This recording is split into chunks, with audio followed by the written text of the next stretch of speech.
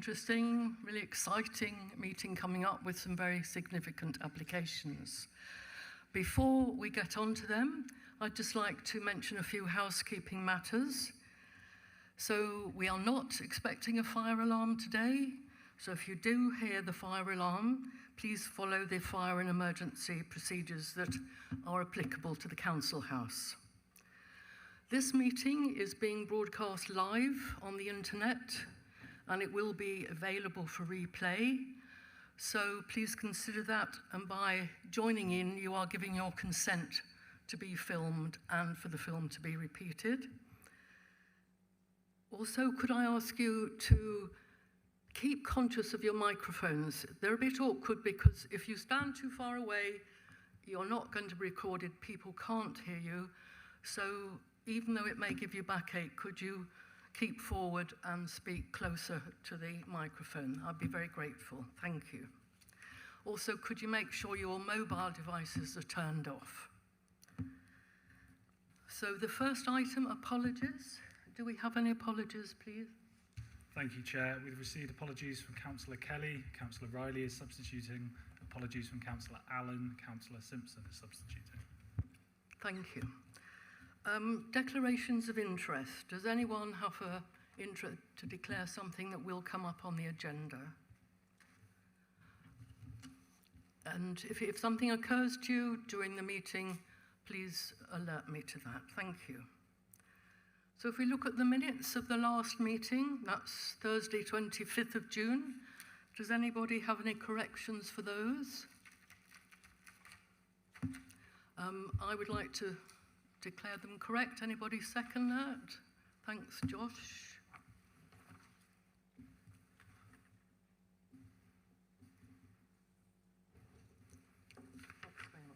Chair, can we just have a vote on the minutes approval, please?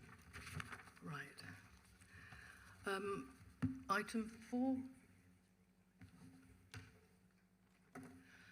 Item 4, Chair's urgent business. I have no items.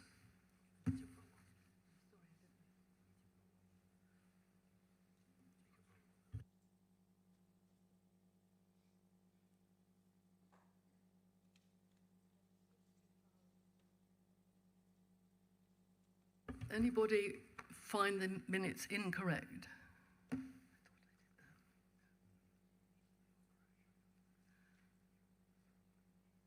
And then I said, I propose, new second, vote. Okay. Thank you very much. Thank you. Right, I took the vote. Okay.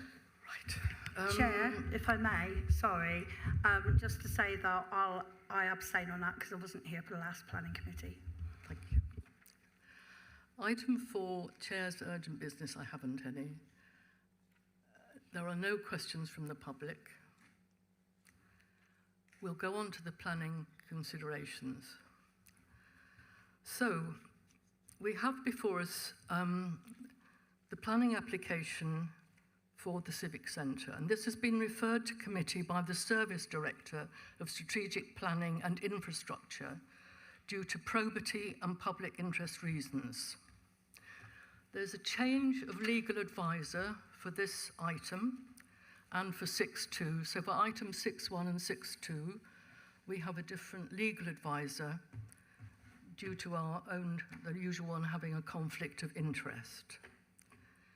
Now, as you know, the Civic Centre is a Grade 2 listed building, so you've had 2 applications, the main one followed by 6.2, an application for listed building consent. But our planning officer is going to go through one presentation, and then we'll take 2 separate votes. So first of all, I'm going to call on Katie Graham to present the report and to put us in the picture about the proposed Civic Centre. Thank you. Thank you, Chair, and afternoon, members of committee. So these applications relate to the Civic Centre, including a full application and an associated listed building consent.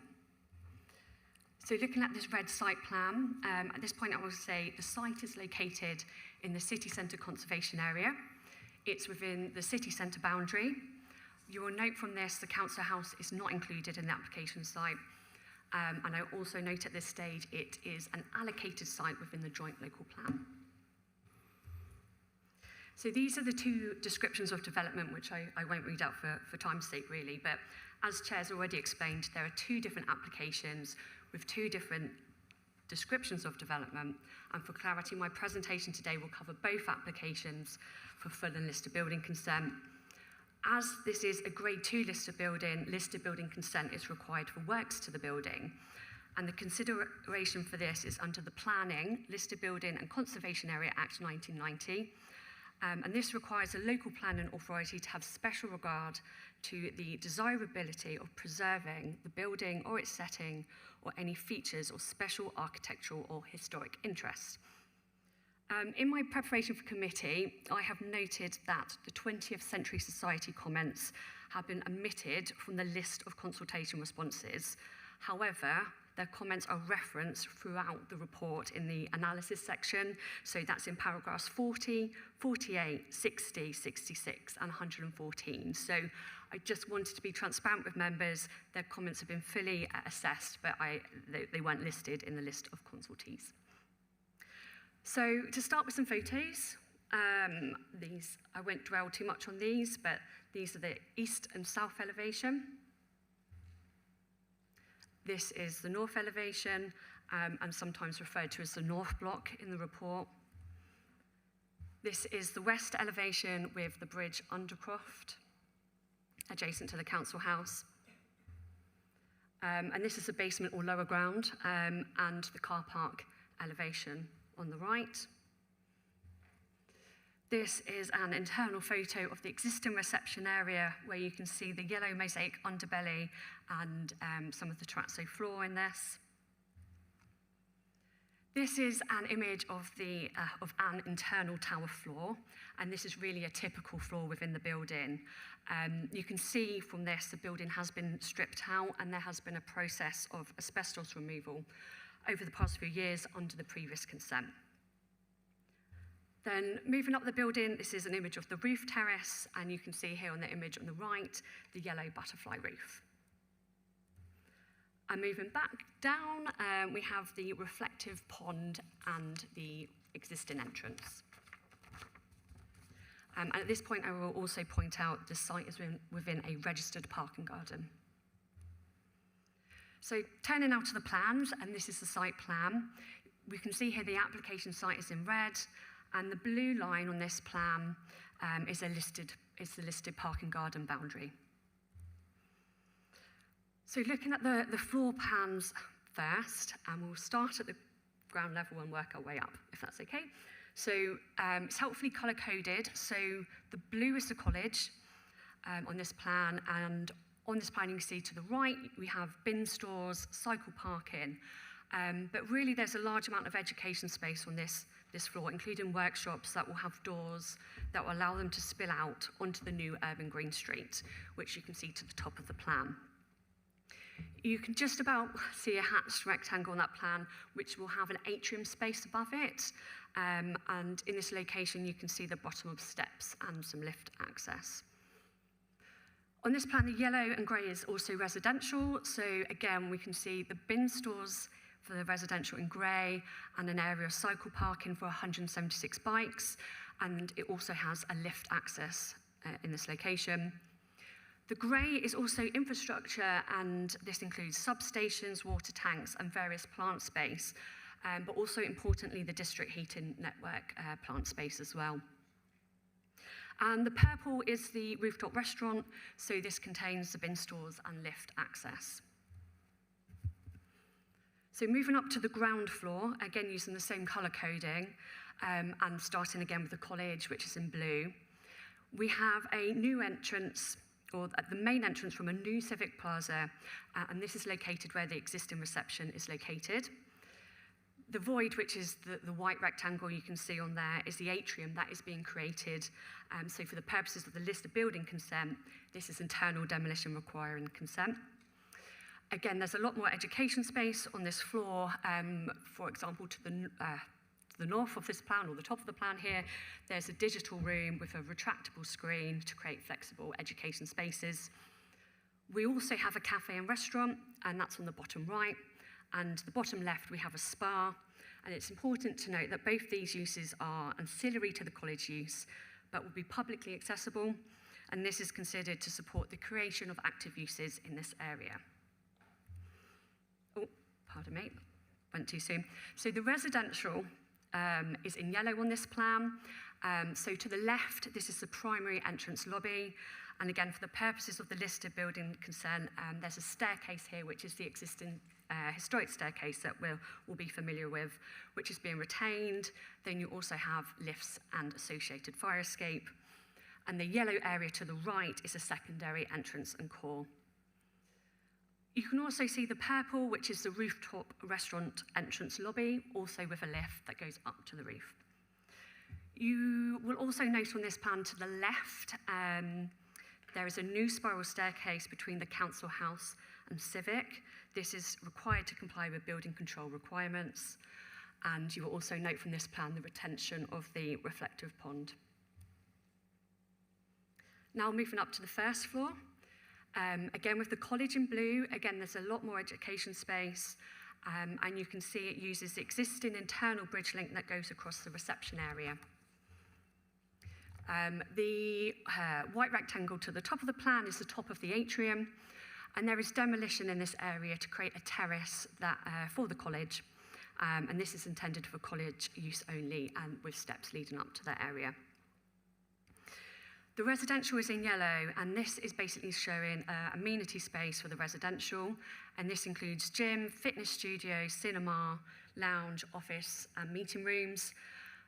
Given the listing of the building and other heritage constraints, there's not the ability on this application to provide external or private external amenity space for the residential.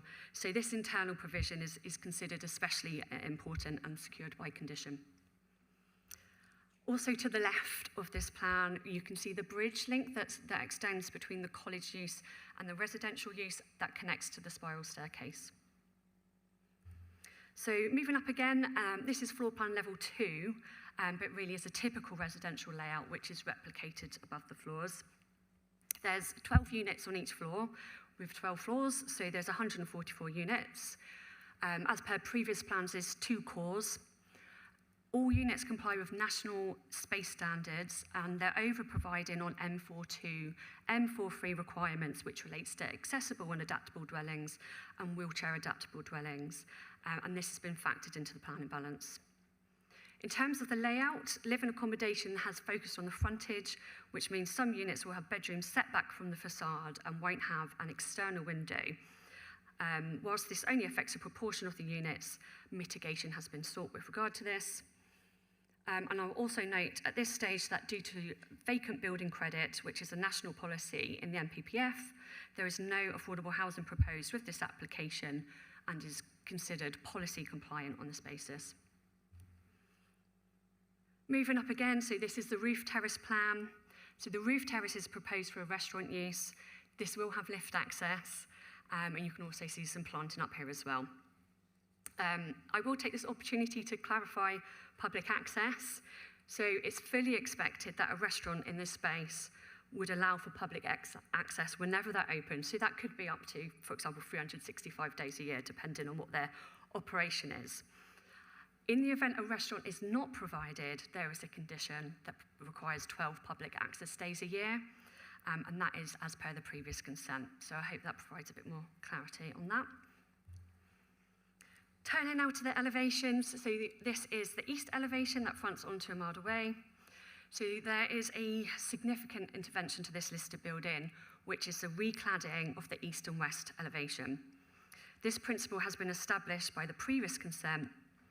The cladding design has also changed since the previous consent, and I'll come into a bit more detail on this later. Looking at the ground floor here, there is a new glazed entrance to serve the college.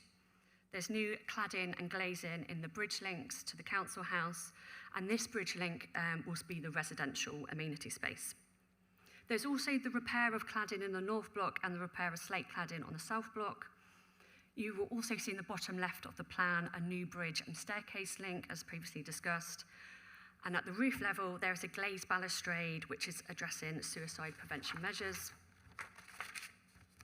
The roof pavilion itself is going to be replaced with a new glazed curtain wall system, but the form of this will stay the same. You can also note the new civic signage on the roof here as well, and key features such as the yellow roof and the underbelly are being retained and repaired. Moving to the west elevation, so this is the elevation fronting onto the car park. The tower and the roof are the same as the previous slide, so I won't detail that again. At the lower podium levels, there is some demolition at the first floor level. This is to create the college terrace and new frontage onto this space. This part of the building is actually a later addition, so there are no heritage concerns with this element of demolition, and it's considered to better reveal the yellow mosaic of the tower. Glazing is being replaced along the bridge as per the previous slide, and the cladding is proposed to be retained and repaired. At the very lower ground level, the existing brick will be replaced with this new brick facade, and this is going to have feature doors that will open onto a new urban green street with planters, and this services both the college and residential. Moving to the north elevation, so this is fronting onto Royal Parade. The tower cladding is proposed to be retained and repaired, apart from the vertical element there, which is proposed to be removed and replaced. At the ground floor and first floor, this is where the college will be located, including a cafe at the ground floor, and this will have a new glazed curtain wall system, and actually with cladding that will have the ventilation sited behind it. And you can see here some of the solar panels as well on the podium roof. Looking at the south elevation now, so this is the view looking from the council house. You can again see the bridge link across with the new staircase, and the tower cladding panels will be retained, but with new cladding in that vertical strip. This is a section and just really starts to give an idea of how the different uses fit together. Just to remind that the grey is the infrastructure, the blue is the college, the yellow is the residential, and the purple is the rooftop restaurant. Looking at more detailed parts of the design, and this side specifically for the cladding, this is a new cladding design and a completely new facade, apart from the very outer perimeter. And the cladding design has really been a key area to secure agreement and negotiate on as part of the pre-app. It's been really important from a heritage perspective that it responds and reflects key elements of the existing cladding. So, for example, there are sort of vertical and horizontal columns that are being replicated. The window layout and detail is also reflective of the existing. We also have the fan light, the top window sort of set back with prismatic glass. However, the proportions of the cladding panel has reduced from the existing, and this increases the height, of the glazing. And this will mean internally it will be full height glazing. Ventilation has also been incorporated, which you can see through, there's a horizontal strip in the cladding. And crucially, we have received no objections from heritage bodies on this cladding design. Importantly, 20th Century Society were happy with this design approach, whereas with the previous application, they did object. These are some more detailed plans if needed. So this is a close-up of the Royal Parade elevation with the new glazing and the integrated vent panel with brick below. This is a detail of the college workshop areas that fronts onto the car park, so you can see some of the doors and the new brick cladding. And this is a close-up of the new college entrance, which is a new glazed entrance. And you can see the yellow underbelly of the mosaic part of the building, which will be retained. This is the stair and bridge link, which I've mentioned a few times now, but this was another area which we had negotiation at pre-app stage, really to secure a more recessive design. There is heritage harm resulting from this. However, there's an acknowledgement that without this link, these buildings, or these part of these buildings, couldn't be used due to building control requirements, and there's no heritage objection to this intervention. Turning now to landscape. Starting at the north of the site, there are the retention trees along Royal Parade with the footpath incorporated within this space. There is a skater half-height feature, including access ramp as you move around the building. There's a new college plaza in front of the reception area, which will be publicly accessible with trees and planters and seating. There is also an area of planting as well, and the retention of an existing tree to the front. Again, you can see the reflective pond to the south is being retained, but this is being adapted and infilled so that to a more shallow level, and there'll be planters surrounding this space. To the left of the plan here, there are steps up to the college terrace, which you can see have planters again. And at the lower level, there is a new urban green street with the college to spill out.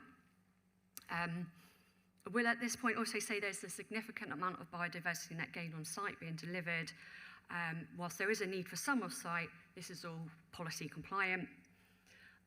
There is also the loss of some trees, which I'll come on to in a second, but while I'm on this slide, there is on-site planting to mitigate. So there are trees planted along the ramp, in the college plaza, in the biophilic zone, and along the urban green street. So there's more than sufficient mitigation for the loss of trees. And this plan here really clarifies what trees are being removed. So just to reassure members that the trees in orange are being retained. So those are the mature lime trees we have along Royal Parade. It's the areas hatched in red are the ones proposed for removal. There is one category B tree which does have value that is proposed for removal. However, this does need to be removed to enable the creation of the piazza and creating a level access in to serve the college. To the north of the plan here, there's a group of category U trees. This category is poor quality, so they don't have a long lifespan, so there's not a planning objection to their removal. And there's also a dead tree that's being removed. It's worth noting that the previous consent has already consented the removal of these same trees as well. Moving on to the servicing strategy, again, there's been some negotiation on this element, and I won't go into the full details of this now, but the strategy indicates most of the servicing from the civic car park side, and this includes loading zones and waste collection laybys for all the uses. However, it is acknowledged that there are existing loading bays within the area which the applicant could absolutely use if they wanted to. I will also note at this point that this is a car-free development in that there's no designated parking, and we have the servicing bay and loading bays proposed. This is considered acceptable given the sustainable location and complies with policy. So turning to visuals now and hopefully putting some of this in a bit more context. So this is the Armada Way elevation. So you can see the new trees in planters at the entrance. You can see the new cladding in this elevation. This is a visual of the north block corner. There's the new glazed cladding of this north block. And you can also start to see the landscape treatment of this area with wildflower planting and tree planting to the right of the screen there along the new urban green street. This is a visual also of the north block, and this is where the cafe is located, so you can start to get an idea how this could activate this space along with the new footpath.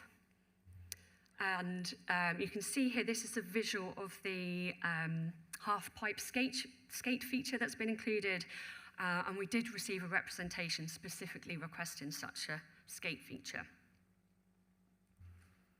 This is a visual from the college, which is the main entrance and plaza. You can see here the four sort of more larger trees proposed in planters with bespoke seating around.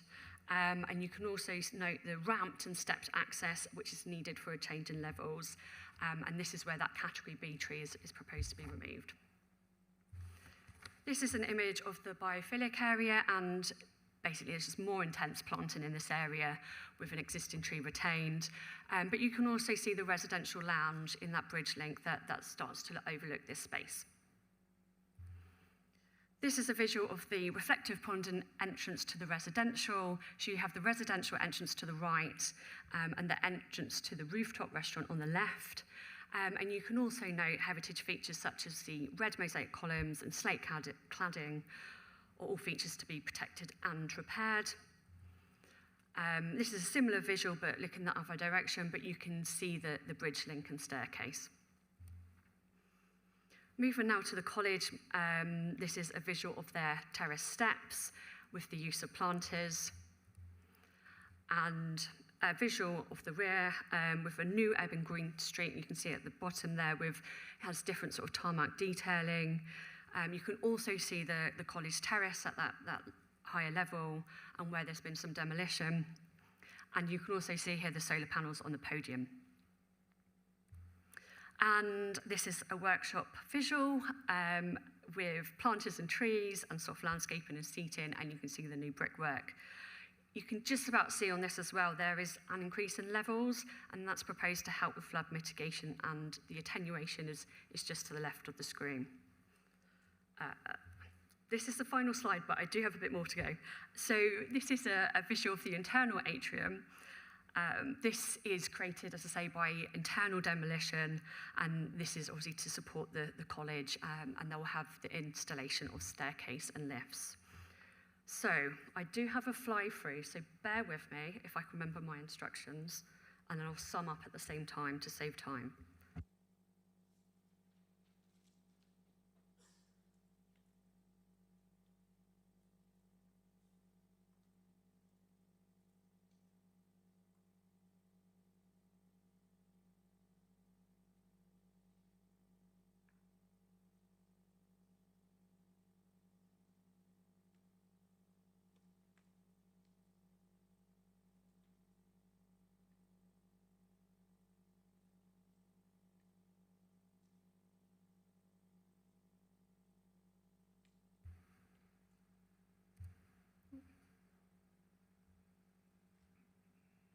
See if that works. Yes, happy days. So I will sum up while this is playing, if that's okay, just to save time. So one issue to also raise is the viability of the development. There's been an open book approach that's been taken to viability, which has been assessed by a development delivery officer. This has concluded that the development is not sufficiently viable to support Section 106 contributions. And as you will note from the report, there have been several requests for Section 106, and it's on this basis that the planning balance and tilted balance has been applied. There are several benefits associated with this application, as noted in paragraph 233. And as we do not have a 5-year land supply, there is also a tilted balance towards the provision of housing. And this is assessed in paragraphs 234 and 241 of the report. So to conclude, for the full application, it is considered that there are significant material planning reasons to support the application and the delivery of this allocated site. And this is considered to outweigh any areas of non-compliance, and the application is recommended for conditional consent as per page 46, and also the amended conditions that were contained within the addendum report. For the listed building consent, it is considered that there is less than substantial harm and that there are public benefits to bringing the building back into its optimum viable use. The application is therefore recommended for conditional consent as per the recommendation on page 85 of the report, and the additional condition as per the addendum. And I will let that run. Thank you, Chair. Oh, perfect timing. Thank you so much. That was really comprehensive and very clear. Thank you. So I'd like to invite Mark Braund from Building Design Partnership to follow on and explain his part of it. Thank you very much. You have 5 minutes. Do you want a reminder a minute before the end of that, or can you just have a go? All right. Thank you. Thank you. Thank you. Good afternoon, Chair, members. My name is Mark Braun, as you just said. I'm an architect director at BDP, and I'm here today to speak in support of the planning and listed building application for the Civic Centre. I think as being set out, this is a rare opportunity to secure the future of one of Plymouth's most important and what we consider to be most recognisable buildings in the city. Our proposals, we think, will bring the Civic Centre back into productive use through the delivery of 144 homes, a new home for City College Plymouth, delivering a new blue and green skills educational hub, a renewal of the original 1960s rooftop restaurant, and a significant improvement to the public realm setting of this building. Most importantly, they will safeguard the long-term future of this nationally important Grade 2 listed building, and we think socially important building to Plymouth's history post-World War II. Over the past year, as Katie has set out, we've worked really closely with your planning officers, your heritage team, the wider kind of teams within the council, Historic England, the 20th Century Society, the Gardens Trust, and many other public and wider stakeholders through the process. There have been several rounds of pre-application engagement and numerous design workshops, and throughout that process we've listened carefully, we've tested alternative solutions, and we've refined the proposals wherever appropriate to what is in front of you today. And we think that collaborative approach has resulted in something that is really significantly stronger as an overall conclusion. Historic England, as Katie has set out, has confirmed that their concerns from previous approval has been positively addressed, particularly in relation to the new facades that are being proposed and the escape staircase that is now included to address the Building Safety Act. The Plymouth City Centre Company, representing over 500 local businesses, have also expressed their support to the project. Fundamentally, we consider this proposal to be conservation-led. The building's defining features will be carefully restored, including replacing the Fibonaccian influenced facade panels, the distinctive gull-wing roof, Murano glass columns, the underbelly of Murano glass, the reflection pool, and where contemporary interventions are introduced, they're being designed to sit respectfully alongside those historic elements, using durable, high-quality materials that clearly distinguish old from new while preserving the architectural significance of the overall. The development is intentionally car-free, as Katie set out, and that should be seen as one of the strengths of this scheme, we think. It's building on the experience from other cities where city centre living has been well established for decades. This site sits alongside the Royal Parade, Plymouth's principal public transport interchange, and it's within easy walking distance of both railway, coach, as well as all of the amenities that the city centre offers.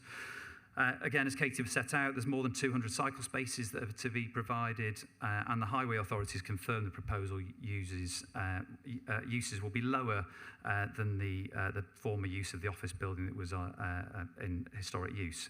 It's therefore raised no objection to the zero parking approach. The scheme, we think, will also reconnect the civic centre with the city. The new active frontages that Katie set out with the college created the Royal Parade along with a new linear park, the surface car park provided with those new educational workshops, a new college plaza with commercial uses extending the civic square and the high street from Armada Way, and the residential amenities providing active and passive surveillance to Armada Way alongside improved public spaces, creating this vibrant new green asset to the city. The new rooftop restaurant is also proposed, as I mentioned, creating activity throughout the day and into the evening, helping to regenerate this important part of the city centre. I'd also, again, like to briefly address the affordable housing and viability point.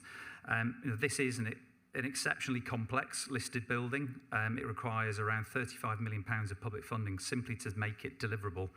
And as noted by Katie, this is a scheme with previous consent. The independently reviewed viability assessment confirms the development cannot support Section 106 contributions, and the vacant building credit means there's no affordable housing requirements in this instance. And we see this project as a catalyst for city centre living, for the diversity and long-term viability it will bring to new homes in the wider city. The important point is, without this carefully balanced mix of residential, educational and commercial uses, the civic centre is likely to be unrestored. It will remain vacant and continue to deteriorate. This proposal, we feel, offers a sustainable future for this building, once celebrated, now neglected and forgotten. Our plans preserve one of Plymouth's most significant heritage assets. It delivers much needed new homes, creates new educational facilities, improves the public realm, and supports the wider regeneration, we think, of the city centre.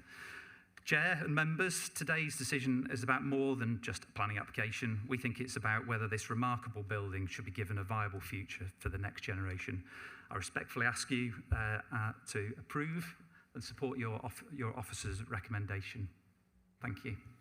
Thank you so much. That was really clear, and we got your message, I think. So I'd like to open it up for discussion for Katie and Mark And have you got all those, John? So I saw Kathy, Lauren, Jeremy, and Josh. Sorry, and there. So shall we start with you? Did you have your hand up? No? Yeah. Thank you. Thank you, Chair. I've got two more main questions.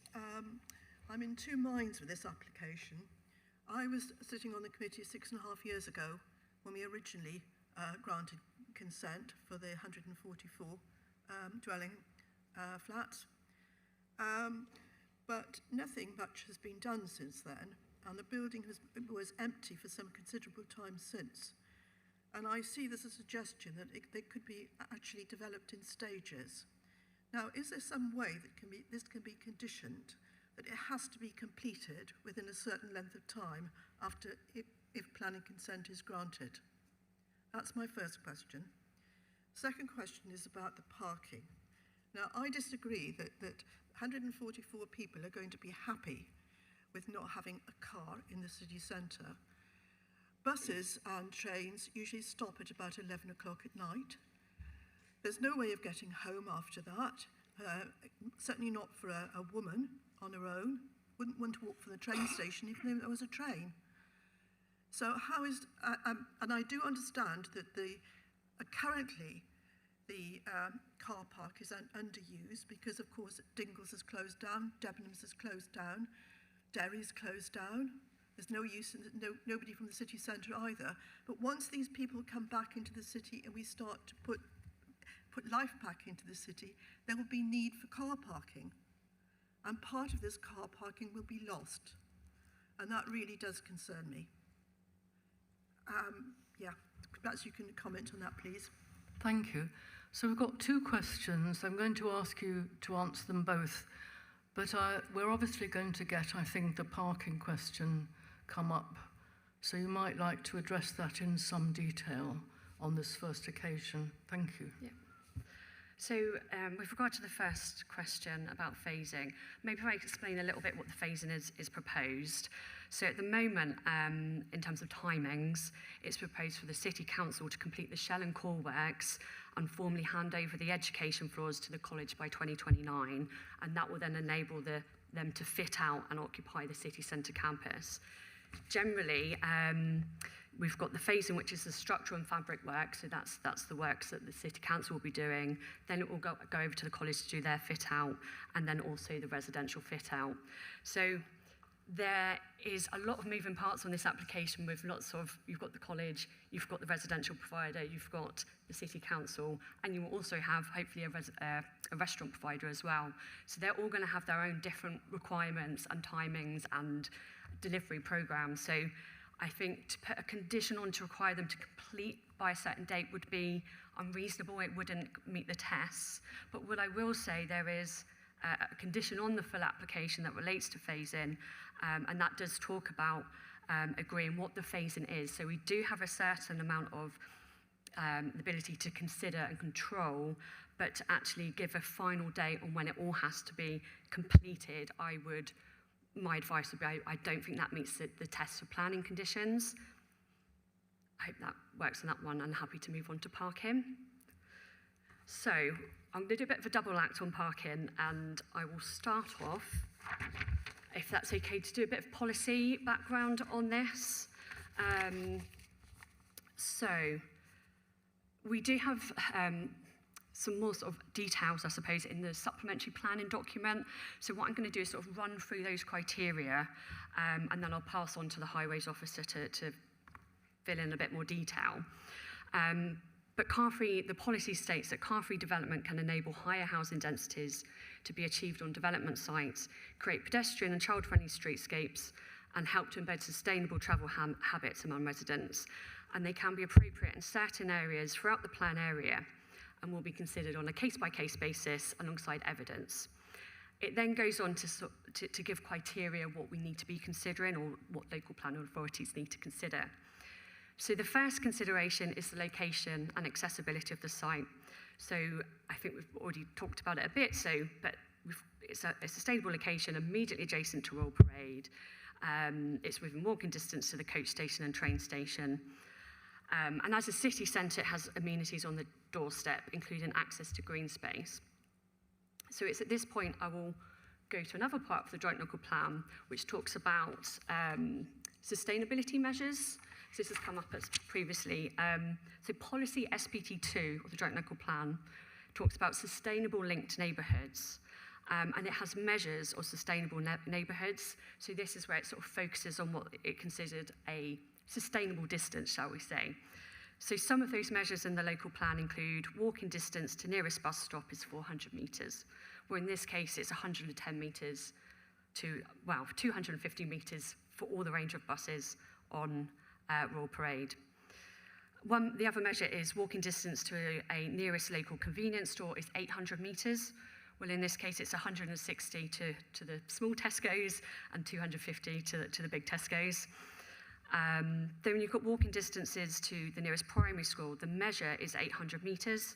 And in this case, the distances are 520 to St Peter's or 480 metres to St Andrew's. Then we have the walking distance to nearest accessible natural green space or natural space is 400 metres. So in this case, we've got 200 metres, I've measured to the Crown Plaza part of the Hoe, or we've now got Armada Way completed, which is another sort of natural space, and that's 270 metres away. Then we've got walking distances to local playable spaces and strategic playable spaces. So again, we've got 330 metres to the playable part of Armada Way, and then West Oak Park is 610 metres away, which is within the 1,000 metres measure. So when we're looking at the joint local plan and what it stipulates, whether something is sustainable, it's meeting all those requirements. Then SPT2 itself talks about that development should provide, well, can provide for higher density living appropriate to the local area in areas that are best connected to sustainable transport, services and amenities, as well as appropriate opportunities for home working and reducing the need to travel. So that's a bit more in terms of why we think it's a sustainable location. Turning back to the criteria in the SPD, so this is when we're considering car-free development. So one thing we also need to consider is any existing residence parking schemes. Well, as this is a city centre location, there's already a lot of measures in to control parking, such as pay and display, but that's an area potentially that Scott can detail a bit more. We have to consider the proximity of the development to public transport, which I've covered off already. Whether there are good cycle links, so we're immediately adjacent to a cycle route down Armada Way. The potential for overspill parking and the potential impact on the surrounding areas. And our highways officer, Scott, has reviewed and commented on the capacity in the surrounding area, so I'll get him to expand upon that as well. And then finally, any proposed measures or features of the development designed to enable and ensure that car-free living can be achieved throughout the design life of the development. So additional measures on this include the cycle parking and the travel plan, both of which are conditioned. I will also sort of at a national level go to the National Planning Policy Framework, paragraph 110, and this also states that the planning system should actively manage patterns of growth. Significant development should be focused on locations which are or can be made sustainable through limiting the need to travel and offering a genuine choice of transport modes. This can help reduce congestion and emissions and improve air quality and public health. So in terms of the policy considerations, my recommendation is that everything's really pointing to that car-free is acceptable. However, I will also pass over to our highways officer. Come in there and say, but that doesn't actually say it has to be 24 hours to the nearest bus stop. Could be just for 2 hours a day, according to that. Whereas, of course, people might want to be travelling around. You know, they might be at work, they might be on all sorts of shift work. They need to come into the city centre. If they're living here, they might be working out at Derriford. And you know, off shift sort of early hours of the morning, they would need a car. There's no way they could get in on a bus or any other form of transport, apart from a bike possibly, but not everybody has bikes or rides bikes. Thank you. I don't, yeah, noted. Thank you. I'll pass over to highways. I think, to be honest, Katie's probably answered a lot of the things already. So, as Katie's already mentioned, the site is highly accessible in terms of its location, in terms of access to both public transport and the railway station. And there'll also be a travel plan that will look to encourage the use of sustainable modes of transport. The city centre provides a whole variety of different options in terms of employment, retail and health, and it's also looking to increase the amount of employment in the city centre. So this is really a lifestyle choice. It's for people who may not be car owners who decide who want to live here. And we've got to remember, we're not forcing people to buy these units or rent them. They will be told they don't come with a parking space. So it's a matter of choice for those people. Should it be needed, car parking is available generally in the city centre, the eastern side of the city, where you've got the Barcode and the Drake Circus. Those are the car parks that are often parked to capacity during the daytime and often into the evenings at weekend. As you move further to the west, the car parks start to become less well occupied, and certainly our study back in 2024, which was the parking strategy that did a study on that, demonstrated that there was spare capacity, certainly within Western Approach, Theatre Royal, and also the Civic Centre car park was only 35% occupied, and that's a car park where we're losing spaces. Another important fact we've got to remember is that I was one of those staff. In the late 1990s, the building was obviously occupied by Plymouth City Council. Probably in excess of 1,000 people working in that building every single day. There was no car parking. The basement was used by the Lord Mayor's car, it was used for cycle parking, and it was used for archives. So we're basically going back to how it was when there were 1,000 people a day working in that building every single day. So yeah, those are the comments from the Highway Authority. Thank you very much. That's pretty thorough. It'll probably come again. Do you wish to add anything, Mark, or you are? No. Yes, sorry, very quickly. Come back on the first point. Can I just understand from you that what you were saying is that you could actually, City College could move in, but then the rest of it might not be developed? I suppose there's always going to be that risk, as with any development, if it's built out in phases. So there is that risk.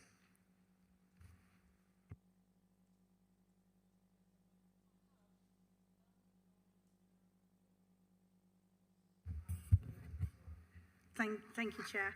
Can I just go back to parking just for one moment? So I understand about it being a car-free development, and for city living, as we try to bring more people into city living, I can understand the idea behind it all. What I'd like to, I've got a couple of things, thank you, Chair, but what I'd like to see first of all is, can you give us assurance, because you mentioned about the parking on streets surrounding the Civic, can we have assurance that residents who do move into the Civic Centre will not have access to the pyramid scheme on the surrounding streets that are already heavily oversubscribed to local residents there already? We can't really be putting a demand of another 100 or 200 vehicles onto those spaces. So that is my first question. Is through you, Chair, if I may just carry on. Looking at the plans for the flats, obviously I get concerned when you have bedrooms that don't have windows, whether that can be jigged around somewhat, because I'm sure there was something mentioned at some point previously about every room should have access to natural light. So maybe a bit further clarification around that. But my particular concern is the south end of the building, kind of at the end where the council house is. The lifts. I also worked in that building during the 90s, finally left there in 2003. And I remember the horrendous noise of the lifts all the time. And even when new lifts get put in, if you've got people sleeping literally the other side of the wall, what is going to be done about soundproofing and making sure that that noise is not heard? We all know if you're going to stay in a hotel somewhere, If you're anywhere near the lift shaft, you're unfortunate enough to hear it all the time. So I just want some reassurances around that. And also, lastly, the square footage or the square metre area for each of the flats, whether it be a 1 bed, 1 person, 1 bed, 2 person, 2 bed, 2 people, how much does that exceed the statutory requirements by, please? Thank you very much, Chair. Thank you. So the first question is permits. I am going to ask my colleague to answer that. Yeah, no problem. Yeah, I can just come back to you on that one, Councillor. The Civic Centre isn't actually located in a controlled parking zone, so we did consult with our parking colleagues, and we didn't need to exclude it because it wasn't actually in a CPZ. The CPZ actually starts at Stoke, and it also covers the Hoe area, but it doesn't actually cover the Civic Centre. So the Civic Centre is all covered in terms of restrictions by either double yellow lines or pay and display parking bays. So on that basis, we wouldn't need to exclude it because it's not actually situated with a CPZ. With regard to the second question, it would be good if I can show the presentation, but I don't know if that's a me issue or a...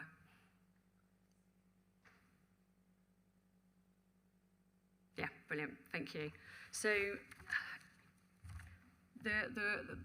some of the bedrooms, let me actually refer to my report so I get this right. So 42% of the units will have bedrooms that are set back from the frontage. And as noted in the report, yeah, that certainly wouldn't be our preference, and we have sought to sort of negotiate changes. However, in order to meet the national space standards and get the category M42, M43, and address the heritage constraints, actually this is the layout that works best. So what we have done is sought mitigation, and that is in the form of, and you probably can't see it on this slide actually, but that's basically to show the bedrooms will have sort of either slot windows or some sort of high-level window to allow natural light to come through. We also sought reassurance to say, well, you know, this is meant to be a high-quality scheme. This is what we want to see. What other examples are there of this type of scheme? And we were reassured that there's been award-winning schemes nationally that have a similar approach. So we were reassured on that point. And indeed, we've approved at Royal William Yard, I think it may be Mills Bakery, where you have quite long, narrow units with bedrooms set back, and they've used it sort of almost like a transparent. So we didn't have an objection on that basis. That was the windows. In terms of the lifts, I suppose all I can say is they're going to be new lifts. They're not going to be the old lifts. So they're going to be modern lifts, modern construction. We have had a noise report and assessment on this, and that has been really important in terms of assessing and making sure the amenity of future occupiers will have a decent standard of living accommodation. I'll be honest, whether that specifically considered the noise from lifts, I can't sit here and say I absolutely considered that, but certainly it didn't raise any concerns regarding noise to the residential units. And then the last question, that's I'm probably not going to be able to answer, but I can give you a good idea. So paragraph 165 talks about national space standards, and I stupidly haven't got what the standards are in front of me. That's why I can't answer your question. But you can see like the 1 bed, 1 person apartment ranges from 41 to 49. So you can know that potentially a 1 bed, 1 person is going to be a minimum of 41. The 1 bed, 2 person ranges from 50 to 56. So quite a few of the units will be above that. So I can't give you the exact number, but yeah, they're all meeting or exceeding national space standards. Through you, Chair, if I may just do a very small follow-up, and that is me done then. Really, really, really, really short one, I promise you, Chair. You know what I'm like for going on otherwise. Paragraph 181 in the report, again, it's talking about the car-free nature of the proposal, and it says about the servicing requirement and servicing strategy. Has that now been fully addressed with regard to vehicle access for loading, unloading, and so on, and deliveries, etc.? Thank you. The principle has been agreed, and this is an approved plan. There are some sort of final details that need to be addressed, and you'll note there's a planning condition to deal with that. So, yeah, fundamentally, the principle of this servicing arrangement has been agreed, with details to be agreed via condition. Thank you. Lauren. Thank you, Chair. I have 2 points to raise on this, so up to your judgment whether you want to handle both of them at the same time or come back to me. I thought it kind of important to note the engagement I've already had on this project so far. So I'm really lucky to sit on National Infrastructure and Growth Committee, where it was discussed at July's meeting. I also attended a site visit, I believe last year, had my breath taken away 3 times, first of all by the stairs, by the gale force winds at the top, and then by the sheer beauty and potential in that building. I was also really grateful to meet with Katie yesterday to discuss the proposal and some questions I had on the application. I was very grateful for that time. So I don't have any issues with the parking provision, although I do think there's something, maybe an expanding car club provision in the city centre to kind of meet that additional need. I think the City Centre Skills Hub is absolutely brilliant. The walkthroughs are beautiful. There's so much potential in this. My first point is around that affordable housing provision. So from what I can find, we've built 1,950 affordable homes between 2014 and 2024 against a target outlined in SPT3 of the JLP of 4,550 homes to be achieved by 2034. So I make us at being 42% of that target so far. So I believe it's going to take a real concerted effort from us to get us to that goal by that deadline. I also appreciate that due to the current application of the vacant building credit, we will see no affordable housing provided in this development. So to start, I wonder if you can please outline the vacant building credit as it appears in the National Policy Framework, and whether this document or credit carries more weight and should be given more prominence than the provisions outlined in our own joint local plan. Yeah, so in terms of vacant building credit, this is a policy in the National Planning Policy Framework. And the policy is intended to incentivise brownfield development, including the reuse or redevelopment of empty and redundant buildings. And it's actually first introduced in 2014, and then by way of a written statement to Parliament, and then in MPPF in 2018. And yeah, just a quote from the MPPG. So national policy provides an incentive for brownfield development on sites containing vacant buildings. Where a vacant building is brought back into any lawful use or is demolished to be replaced by a new building, the developer should be offered a financial credit equivalent to the existing gross floor space of relevant vacant buildings when the local planning authority calculates any affordable housing requirement which will be sought. And then affordable housing contributions may be required on any increase in floor space. So this basically means you're only calculating affordable housing on any increase in the floor space. In this instance, due to the demolition, actually there's a reduction in floor space, which means there isn't any affordable housing. Just a bit more in terms of the policy. It is intended to incentivise brownfield development, as noted, and it is appropriate to consider the intent of the policy, which is to help unlock unviable brownfield sites. So in this case, we're considering the conversion of a landmark listed building in the city centre with significant viability issues, with significant public subsidy. So in this case, my guidance is that significant weight is given to this vacant building credit on this site. We also need to consider the extant consent as well. This is a live consent and it continues to be implemented on site, so this also should be given significant weight. And this consent also applied the vacant building credit. It also had viability challenges and was determined by planning committee 6 years ago, I think it was. I'll also point out at that point we had a five-year land supply. Now we don't have a 5-year land supply, so now we have even more of a tilted balance towards approving housing development. So I would say in this case, the principle of applying vacant building credit on this building has been established. So in terms of the policy sort of weight, basically we should be determining applications in accordance with the development plan unless considerations indicate otherwise. So in this case, it's the NPPF is one of those material considerations. So where there might be a conflict with local policy and national, the NPPF may be given greater weight, or it might become the primary policy framework. And in this case, our joint local plan is silent on vacant building credit. So we are, yeah, absolutely applying vacant building credit in this case. Thank you. To come back on that one, if that's okay, Chair. I think when we're looking at this development in particular, it's often been described as a market maker for Plymouth developments.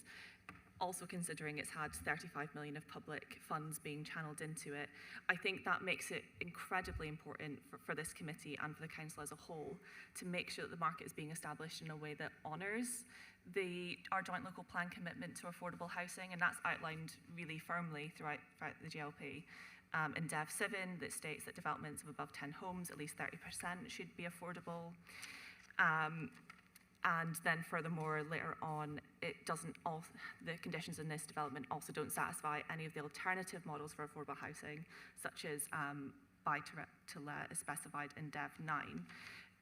So I do have concerns that if we are setting a precedent with this building is one that we will see replicated throughout Plymouth, especially considering the amount of brownfield site that we have across the city, and essentially opening our doors to developers to say, come on in, the water's fine, you can build as much as you want without giving any consideration to the amount of affordable housing that the city is desperately crying out for.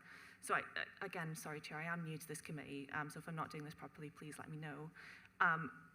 I was wondering if we could put forward a provision that affordable housing is given significant weight in this proposal. Thank you. I'm just going to intervene a little bit because I'm sure all of us, when we first looked at this, were concerned in general, as Lauren has said, about affordable housing. So I read very carefully what Katie had written in the proposal, and I've done some research. And we have got to bear in mind we are looking at one project. We're not looking at the city. We're bearing in mind one project today. And the factors that influence that project must determine our decision. And they're very clear in the planning balance. So when we look at this, we actually can see that the provision of affordable housing is not required, although we may regret that. And there are several factors, as Katie has explained. So one is the vacant building credit, and we've had that explained to us, and that involves no increase in floor space. So the affordable housing requirement is reduced to nil. There are viability constraints. We have got the money lined up, £35 million of a subsidy. And that is just about enough to make the 144 residential units affordable. Even without the vacant building credit, the scheme is considered unable to support Section 106 contributions, which would include affordable housing. As we've had explained, this development is proposed as a build-to-rent scheme. While these usually aim for a 20% private affordable rent, the application of the vacant building credit takes precedence, and therefore we have no objections. The housing delivery team raised no objection to a 100% market rent scheme. And then there is also the question of precedent that the previous application did not make any provision. So I'm just adding that because I've spent some time trying to study this. And I feel as a planning committee we have, as I say, to look at this one project. I think we're all keen that all other projects, that as we build up the number of, we're far behind, as we know, in housing generally and affordable housing in particular. And we must make it clear that in future all those schemes must include the affordable provision. But we are just looking at this one, and there are all these factors that we have to consider. So sorry if I to make that clear. Okay. Jeremy. Sorry, Chair, I did have a secondary point. You can come back to me, but on that particular point, I do accept what you've said around the particulars of this project. However, are there any assurances that can be given to this committee about the commitment to assuring future development in the city centre does include that affordable provision? Jeremy. Thank you very much, Chair. I'm going to return to the subject of parking, in this case, cycle parking. So I noticed on the plans and on the report the provision of 201 cycle spaces. Looking from the plans, it seems that these are segregated cycle places, 176 exclusively for the residential portion and 25 for the college. Can you confirm that? Yes, I'm going to just double check that. Does that work with you? Yes. In which case, my question really comes to the capacity of 25 cycle spaces for the college, which seems very low. Can you give me an indication of how many pupils would be expected to attend the college on this college site on a given day? Yes, I can give that. And then I might pass over to you, Scott, in terms of how we calculate cycle parking, if that's okay. So there will be a maximum daily attendance of 40 staff and 650 learners, but that's a maximum. And I believe that's what's been factored into the transport statement.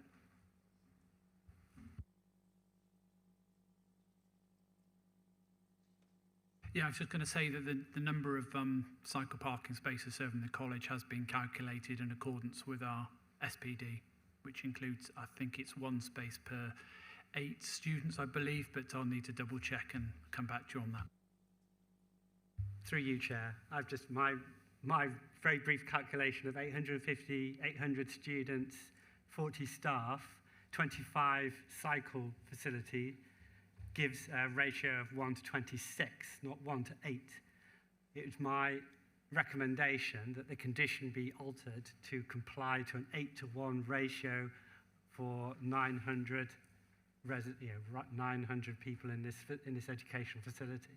Considering this is an FE college and it's also a car-free development, I would expect a great number of students and also staff in this facility to be using bicycles or electric bicycles to get to work or get to college, and 25 cycle spaces for a college of over 800 people is massively insufficient to meet the transport requirements of this facility. Therefore, I suggest that this condition of cycling provision be changed to increase the cycle storage from 25 to meet an 8-to-1 requirement under the SPD. Sorry, Chair. Yeah, it was 8, but it's actually 8 employees. So the standard for all uses for cycle parking in our SPD is 25% of the indicative car parking provision. Well, obviously there's no car parking here, so we can't apply that. Or 1 space per 8 employees, whichever is greater. So the 25 spaces is actually based upon 1 space per 8 employees, not students.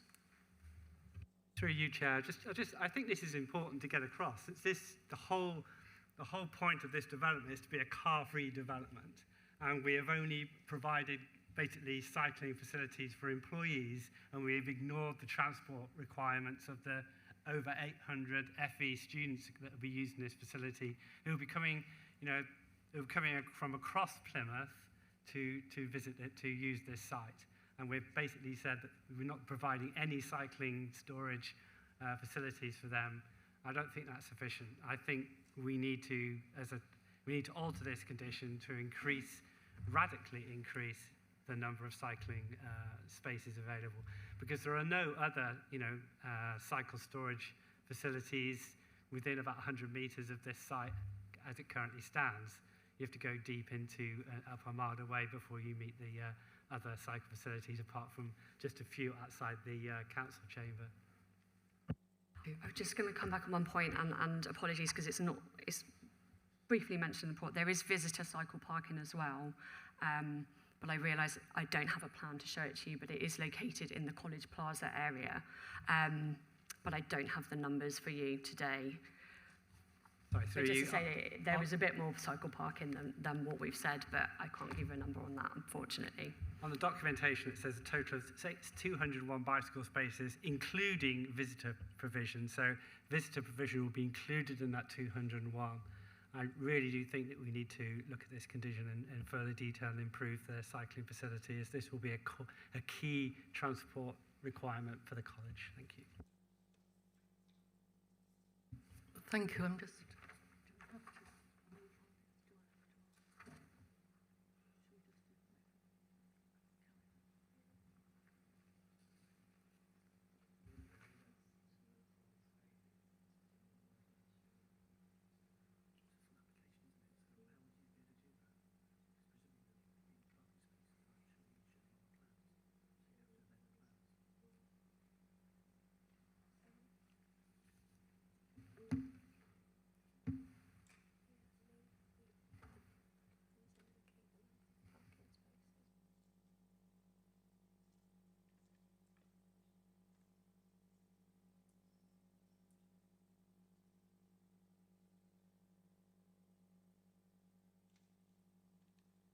Thank you.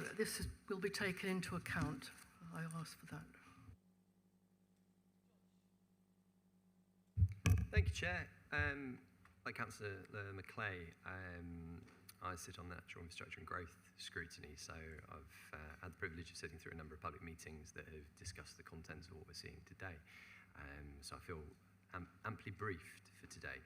You know, as a planning committee, we have a lot of items referred to us for NIMBY reasons, and I think I'd sort of urge the committee today that this is something I want to see in my backyard. I want to see this in Plymouth. You know, I think whether brutalist design is your thing or not, I like the building, but being vacant for so many years, it is an eyesore, and, you know, unlocking this opportunity to fund this development through Homes England is something that I feel should give this city hope, and this could be quite a talisman for the city for further building. I wanted to pick up on a couple of points. So we've heard around buses. I, as you know, like to do my homework and check things like that, and I just did a simple Google search, and the Stagecoach 1 and 1A run until 4 a.m. in the morning from Royal Parade to Derriford Hospital. And the 51 city bus runs until 23:10. I mean, officers can correct me, and I'm sure there's probably further details the public can see online through Google. But I just wanted to be clear that actually this is a transport hub right there on the doorstep on Royal Parade. And to have access to that is quite a nice thing when you're thinking of this type of development. We also had a comment around Vorg, and walking up to the train station. Now, a lot of work has been done on Armada Way. You know, highly commendable work as I see it, and I'm sure no doubt in the future will be award-winning. Part of that is that it creates more open spaces, better oversight, with the view, in my understanding, that it creates a better space so that those Vorg interests are represented and people feel safer at night. You know, the better lighting and, as I say, the open spaces. So it would be good if officers could talk to that point as well. But for me as a person, I think, you know, bringing this building back into use, and I echo Councillor Goslin's concerns over the bike spaces. We've heard a lot about people need cars, but actually in a city centre where there's currently less than 800 people, this would bring people into the city centre. It's going to create more vibrancy. It's going to bring shops and all sorts of things as a spin-off with it, which I personally see as hugely, hugely positive. But actually to get that number of bike spaces right, you know, the more the better, I personally feel. So if officers could talk on the piece around Vorg and clarify the links with Armada Way and how that works. And I don't know whether there's some need to clarify the piece on bus services. And also we've got the CDC, which has recently been built, and we've got phase 2 of the CDC being built, you know, which all fits into the city living framework. So there's a lot of amenity and provision that is coming, if it hasn't already arrived yet in the city centre. Thanks, Chair. Thank you, Josh. I mean, I think there's so many things coming together as we saw at the Natural Infrastructure and Growth scrutiny meeting last week, we approved the net zero action plan. All that is part of the same move to get a sustainable city. And one of the nice little things I like in this plan is that you'll have these people, the residents and the students and staff, getting together their own travel committees and presumably pushing, when they get in there, when they're being taught in the hub, when they're in their flats, they can consider what's working, what isn't, and how they can make it work better and get onto the council to make it work better. So I think it's all part of moving towards this sustainable city centre. Thank you, Josh. Vanessa. Thank you, Chair. We were very lucky that we've been shown around the building twice now, and Katie went through us yesterday with the plans so we could get a good visual way of seeing it. Very impressed with it. I think it's going to be great for Plymouth and the people in Plymouth. It'd be great to see this building come back to use. It will be a perfect anchor point for Plymouth. And it would be great for the rural people in rural areas to see buildings going up in Plymouth and more houses getting built in Plymouth so they won't be impacting on rural areas. I think it'd be good to use the Civic Centre as an example for this happening. The only thing we're concerned with is the parking. And with Babcock going into the Dingles building, they're going to need parking. The flats that are going to be going at the top of a mile away, they're going to need parking. And the real big thing is Amazon deliveries, Just Eats, those 144 flats are going to be ordering, and you're going to get a lot of Amazon delivery drivers that are going to be speeding around the car park because they don't drive slow. So that could be a safety issue in my eyes, but mostly it's the parking. Great to see this happening, and it will be an example to see how this parking gets managed on this building for the future of the other developments that are going on in Plymouth. Thank you, Chair. Thank you. Grace? Thank you, Chair. When reading through and seeing the building, I was really impressed. But the only thing I'm worried about is the heating. So the district heating and renewable energy is going to be used, from what I can make out. Will there be a cap on the actual charges for the residents, because they only have one company, so that could be exploited? It's not something we would know at this stage and wouldn't be a material planning consideration, but there's long been a policy for district heating within the city centre, and there's been quite a lot of progress recently to deliver that. So that would be a detail that will come out with that project team at the appropriate time, but not something I can give you today. And a second question, has anybody considered hydroponics around the building at all? No.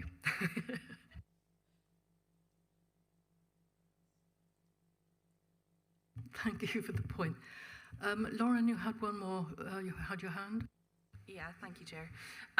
The quick one to open up. Do we have a move-in date for the first residents?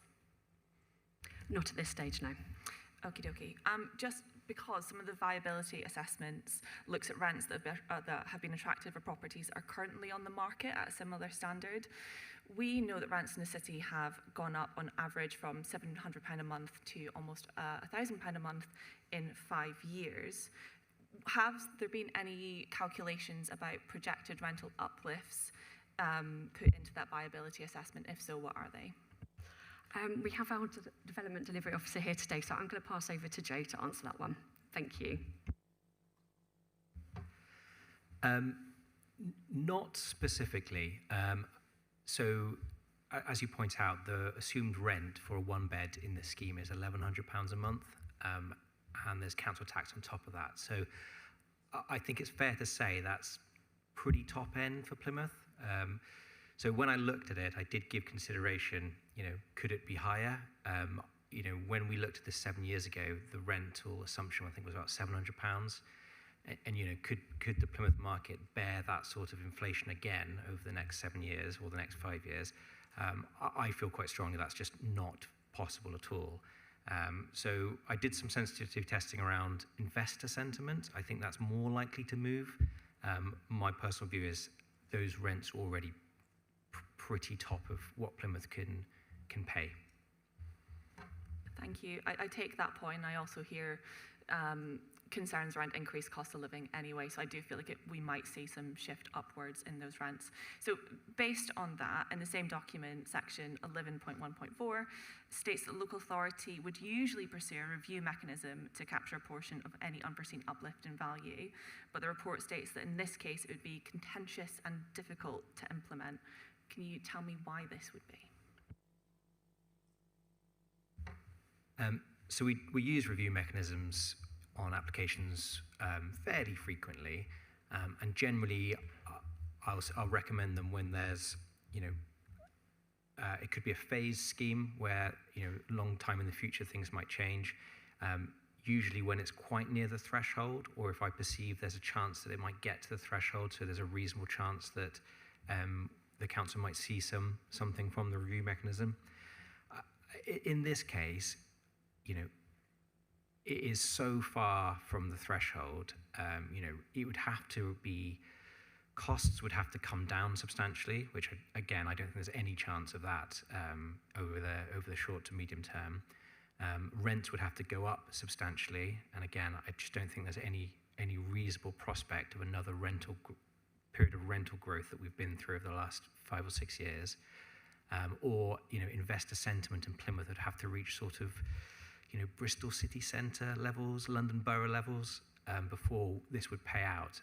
And so my starting point is I just don't think there's any reasonable prospect of this happening. Now, if it did then happen, say build costs came down substantially, it may well be that the grant funders have their own clawback mechanisms. There's likely to be some kind of overage between the landlord and the developer. If we pursue it, there'll be arguments about, well, who gets paid out first? Do the grant funders get their money back first? Does the landowner get paid out on the overage, or does the LPA get paid out? So realistically, I think it would be months and months and months of various legal teams arguing over clauses that I can't foresee ever paying out. So we could propose it, but I think it's a lot of work for. If I'm honest, I think 0% chance it would ever pay out.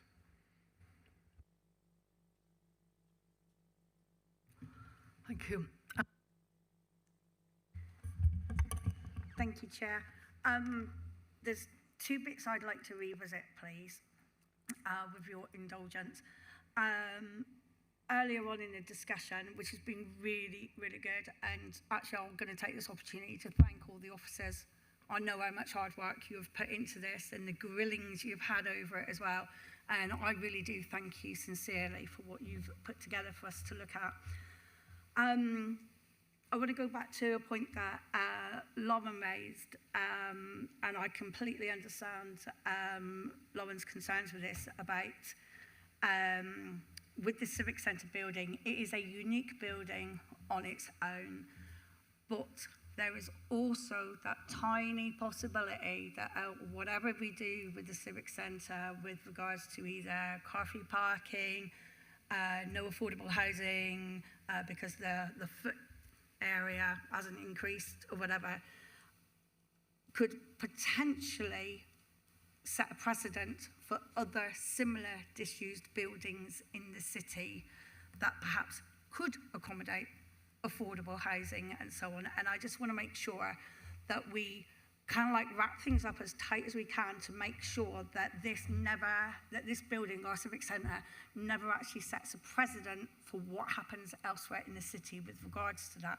So that's my first bit. My second bit, Jeremy and Josh quite rightly raised up about the parking spaces.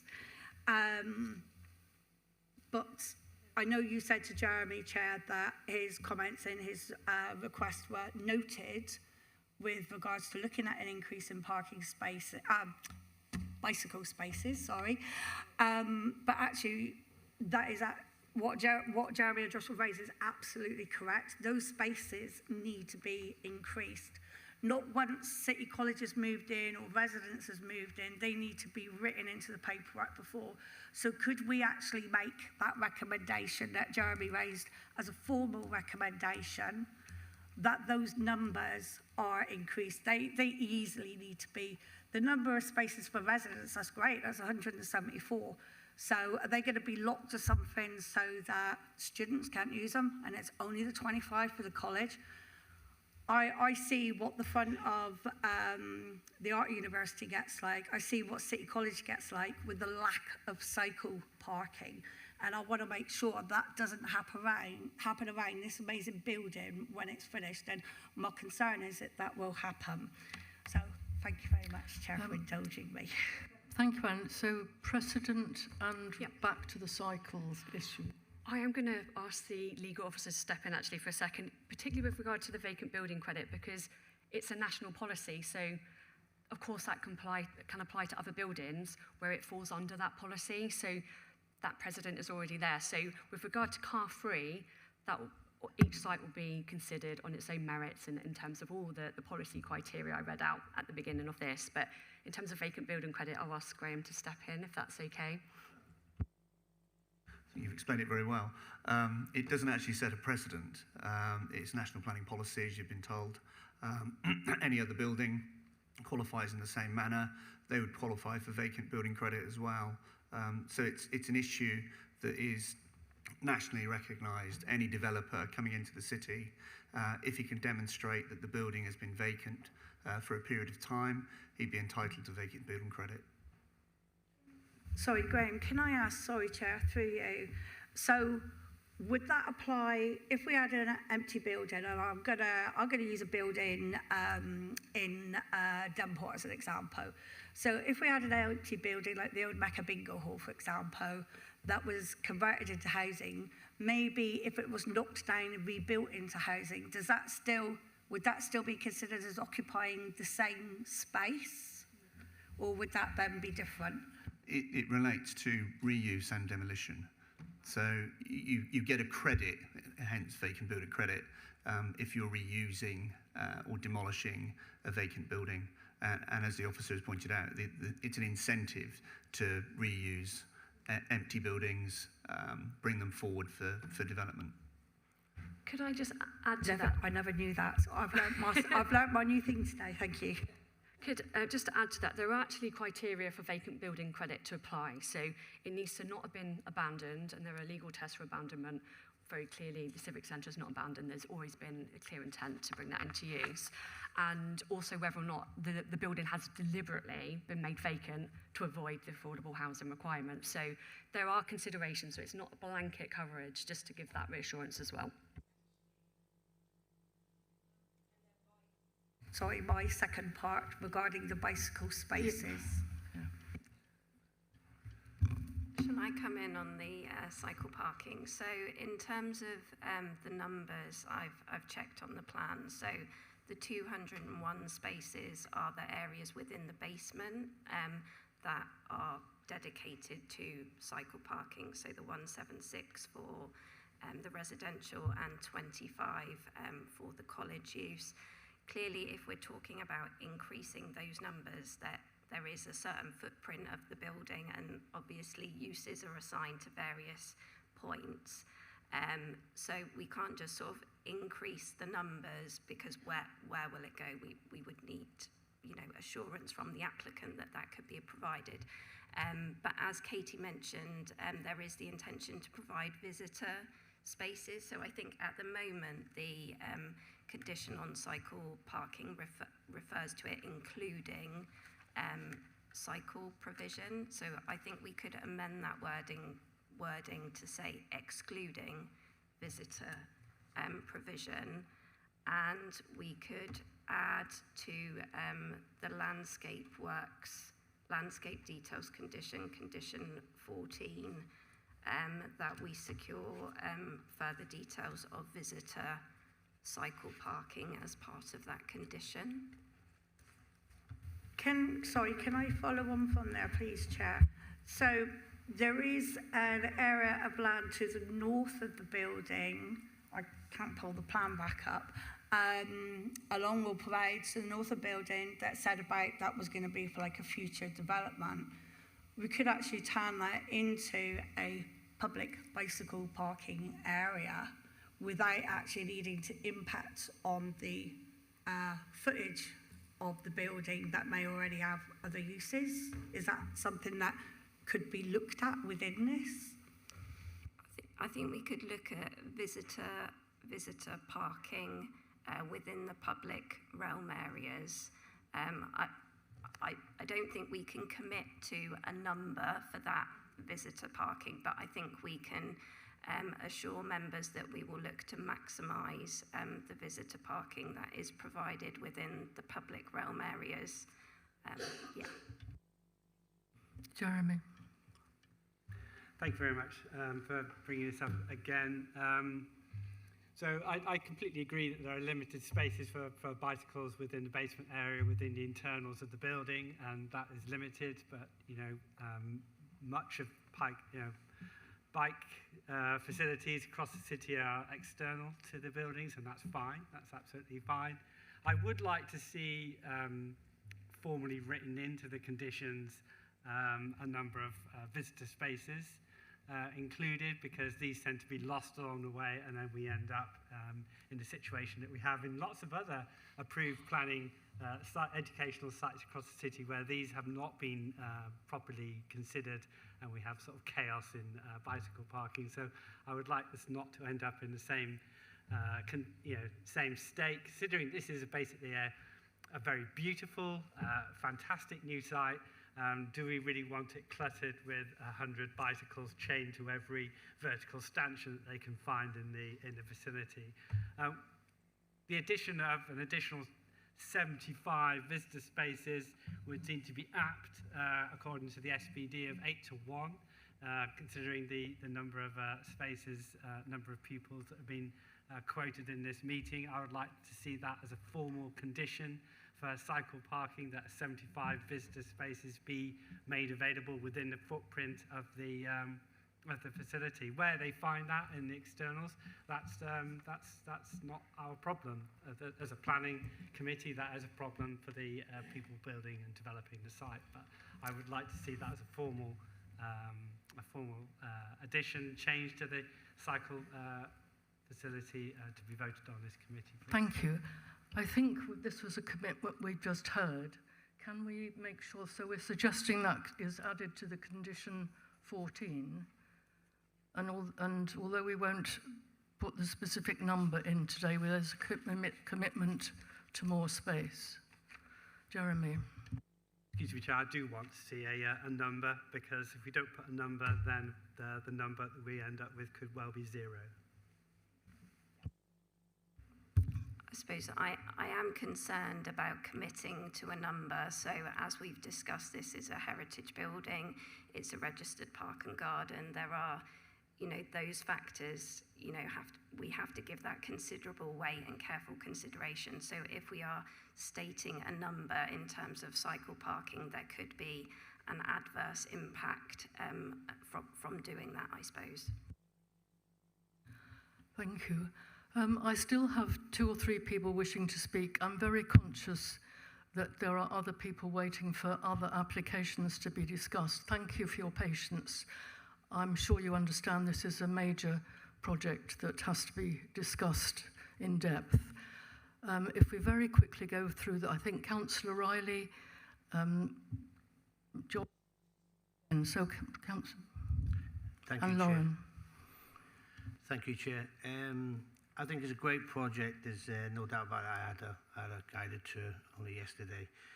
There's certain things I'm concerned about. One is the social housing. I think that's a concern. Parking is very much a concern. Now, I understand when you say we take this in isolation, this is a project and a planning application, but this is a massive building and a massive project within the city. And you can't take it really in isolation to that extent, because everybody wants to see it, and everybody will want to use it. There is hundreds of people that will be visiting it for whatever reason, and I think that I'm not sure if there's a feasibility study done for the parking, because we say that it will fit in here and it can spill over. So that's one of my questions. Is there a feasibility study? And also introducing, there's nothing being mentioned about disability spaces, because they certainly won't be able to ride on bikes. So I'd like to know that. Thanks very much. Thank you. Officers, do you have anything to add? I might ask Scott to come in on the feasibility study, but in terms of sort of future parking demand, this is certainly, in the city centre, this is certainly something that's going to be looked at as part of the City Living Framework and the next local plan. At the moment, obviously, this is the application in front of committee for consideration, so we're having to consider the situation as it is now, but in terms of future growth, I think that may have well been factored into the parking study. Yeah, I can confirm that a parking study was undertaken in 2024, which looked at the use of all city centre car parks, and that concluded, as I mentioned earlier, that the Civic Centre car park is currently 35% underutilised. Likewise, Theatre Royal is also underutilised, and also Western Approach is very much underutilised. Thank you. To come back on that, is that including the Plymouth Living that we're trying to get people working in here, 10,000 people moving in? Is that included in that study, or do we have to go back and redo that study? And the diagnostic centre is another centre, there's 900 people there. People will come and visit these students, the parents will come in, people come and stay with them probably. So there's lots of parking that's going to be needed, and it just seems as if it's a bit wishy-washy. So I'd like to know the latest one that you've done, including this.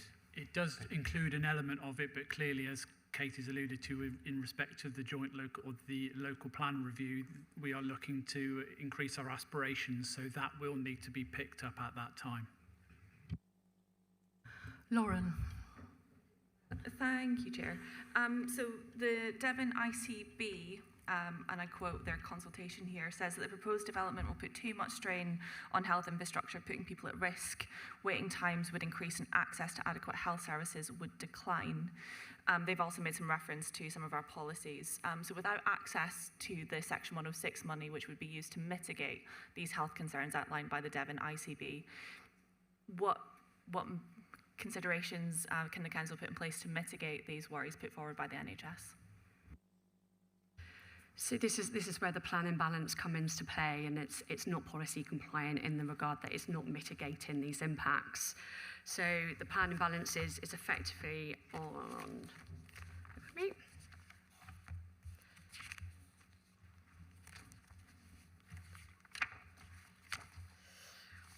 pages, the plan imbalance is addressed in paragraph 233, and that talks about all the benefits.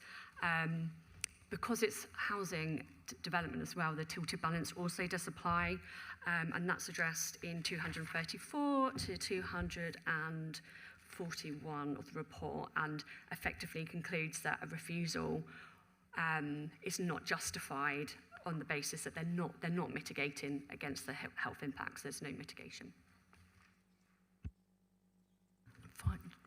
Final, Josh, please. No. Thanks, Chair. We've heard a lot about precedent today.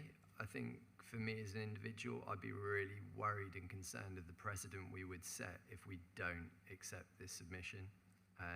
This could be a game changer for our city. It really, really could. And I just urge all committee members to consider that. Thank you. I'm sorry, Chair, but Jeremy did make a recommendation, and we need to, I believe, Katie, I'm sure, can advise us otherwise, but I believe we have to vote on that recommendation.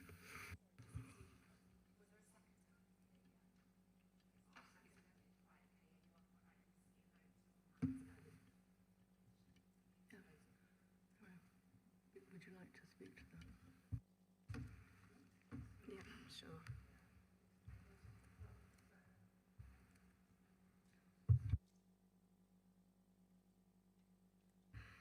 So my suggestion, I'll just get, sorry, I've got various tabs open.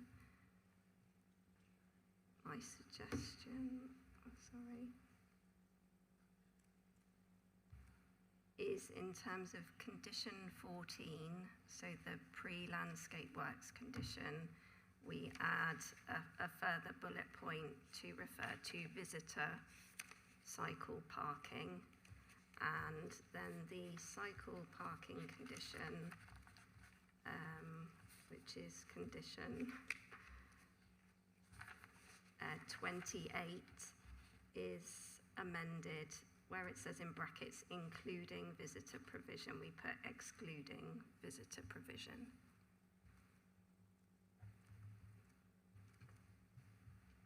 Jeremy.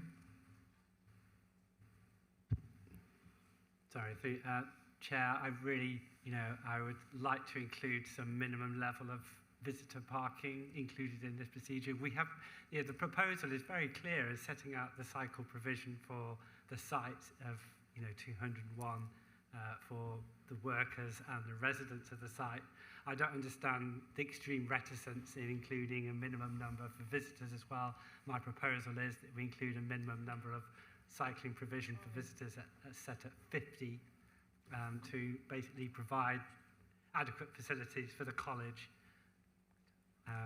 As I would like to formally I think it's all right. Propose this as a minimum figure for visitor cycling provision in section 28. I am happy to second that proposal, Chair.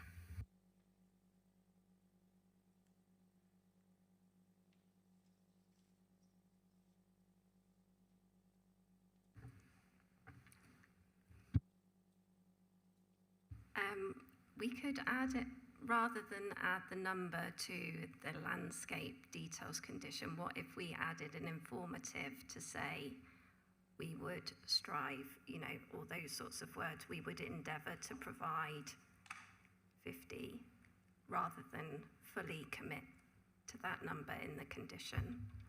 I'm just concerned that we've not had sort of a wider discussion and there may be issues with providing that level of cycle storage within the wider area.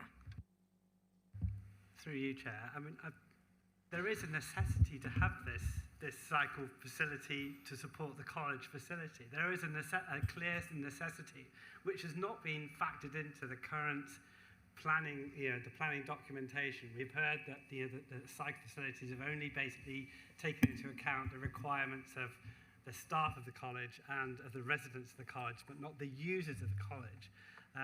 These are set out in clearly in numeric requirements as a requirement of this, of a condition of this planning consent.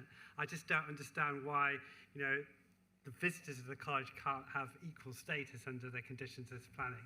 I understand that, it will have to be factored in and, obviously some... Jeremy, I think we've got the message. I would like to ask the team here, the legal team, to come up with a form of wording that can go in, that we can put in, that you will accept. Because I feel we've got all these, we must move this on. We've come up to nearly 2 hours and we've spent a long time discussing this issue. So I'm going to ask my legal advisors and... Chair, the requirement for me to vote, I really do want to vote for this proposal to go forward, but I really do want to see a concrete number on the visitor provision. I know this seems petty, but I think for the continued sustainable transport plans around the college facilities, this will be a requirement. I'm certainly not saying it's a petty request to get this included. I'm simply saying I'd like to do it as quickly as possible so that we can vote on the whole project.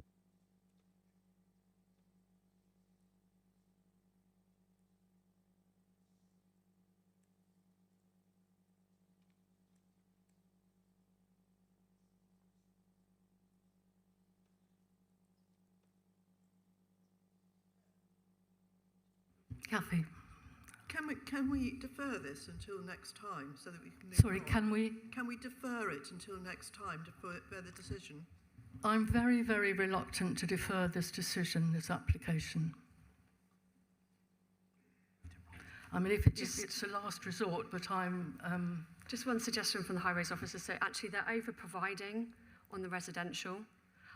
So potentially there is some flexibility inside the building as well in terms of the capacity. So that might give us enough capacity to meet that 50.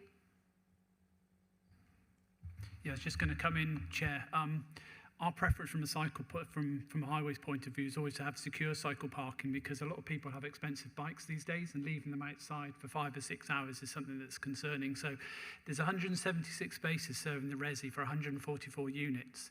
If we reduce the number of spaces serving the residential to 144, that then gives us some additional spaces that could then potentially also then be allocated to the college, because from our perspective, it's always better to have secure cycle parking as opposed to leaving an expensive, £1,000 bike locked up outside, for 6-7 hours. People aren't likely to do it. And that's when you get issues with bikes being left in corridors, etc. So we could put some wording in there to say that the details of the allocation of the secure cycle parking would need to be submitted to and approved in writing by the local planning authority, taken on board the comments that Councillor Gosling has made. Thank you for that. Can we have wording to that effect, and would that be adequate for you? Sorry, Chair, we're begging Peter to pay Paul here. 148 apartments, 176 cycling facilities does not seem like an open provision to me. And the fact that this is a car-free environment, you would expect that the main form of transport of many of the people using the apartments would be by bicycle. If we could include a provision that at least that there are 50 cycle facilities are made available within the site and also within the public realm, within, say, a walkable 50-metre distance of the facility, that would be acceptable. They don't all have to be, all these hoops have to be on the actual site, on the college site. They could be, on the public realm as well. That would be perfectly acceptable. Yes, that would be acceptable.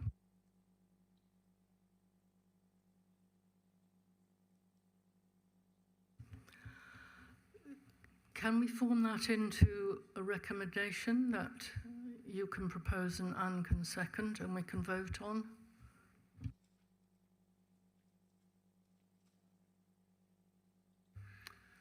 Yeah, Chair, I'm perfectly happy to make a formal proposal that 50 visitor cycle storage facilities be made available either on site or within 50 metres of the site within the public realm as a condition for the cycle storage, section 28. Thank you very much. And just to confirm, I'm happy to second that proposal.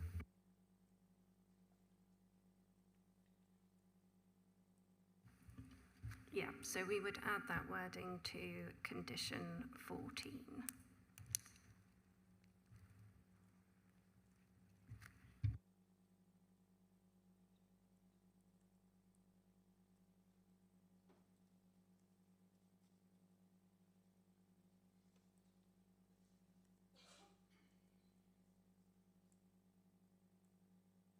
So condition 14, the landscape details condition, which has a number of bullet points. The hard landscape details, the last bullet point would read 50 visitor cycle spaces, either within the site area or within 50 metres of the vicinity of the site. Is that okay? Thank you. Would you like to propose that, Jeremy? Thank you, Chair. I'd like to formally propose that. Thank you, Chair, and I formally second that. Would members like to vote on that proposal? In favour? Thank you.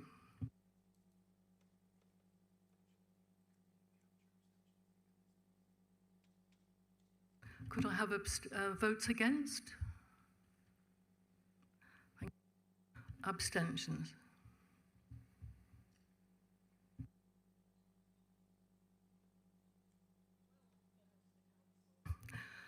Thank you so much. I think we have had a good discussion. It's such an important project. And so I'm supposed to sum up.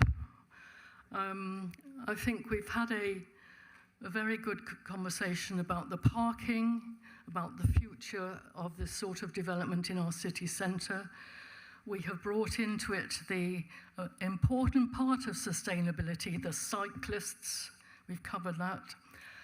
I think we've reluctantly come to an acceptance of the affordability issue. So I think we're ready to vote on the future, going ahead with a really important project that means so much to our city. It brings residents into the centre with their skills. It brings the blue-green hub and training for the skills that we're going to need for the future of Plymouth, plus lots of wonderful things around it in the public space. So I'd like us to vote on this application for the Civic Centre in Armada Way. Thank you.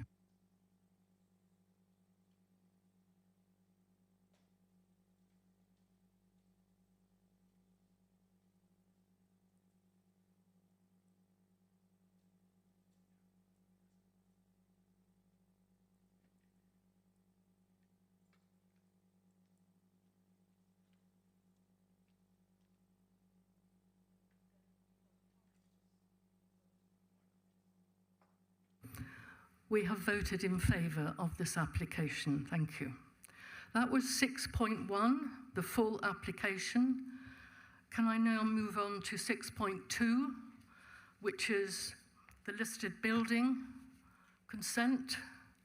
So again, we've had the details just to consider what is happening to this building.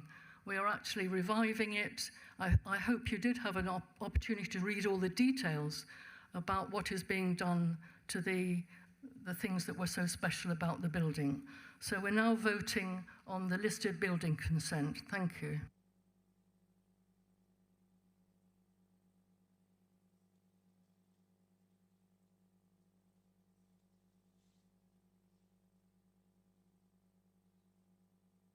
Thank you very much. That was also carried. Thank you. Thank you, councillors, and thank you very much for coming and presenting and going through all the issues, which are important. It was very important we did consider those issues. So we now move on to agenda item 6.3. This is referring to number 10, Beechwood Avenue, change of use from a dwelling house to a children's home Class C2 for up to 3 children. It will include new outbuilding roof, fencing and deck balustrading.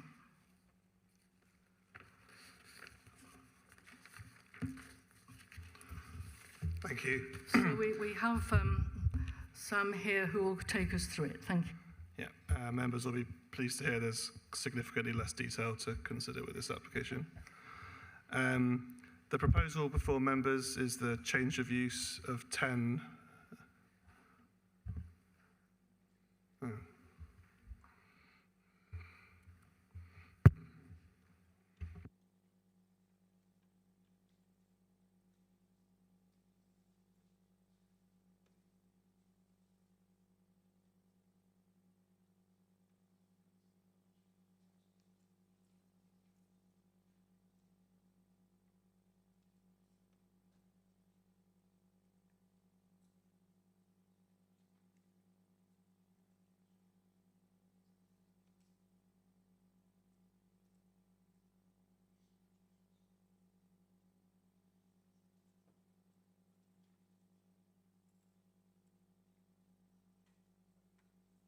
Sorry about that. So yeah, the proposal before members is the change of use of 10 Beechwood Avenue, a 4-bed terrace dwelling in the Drake ward of the city, to a children's home for up to 3 children.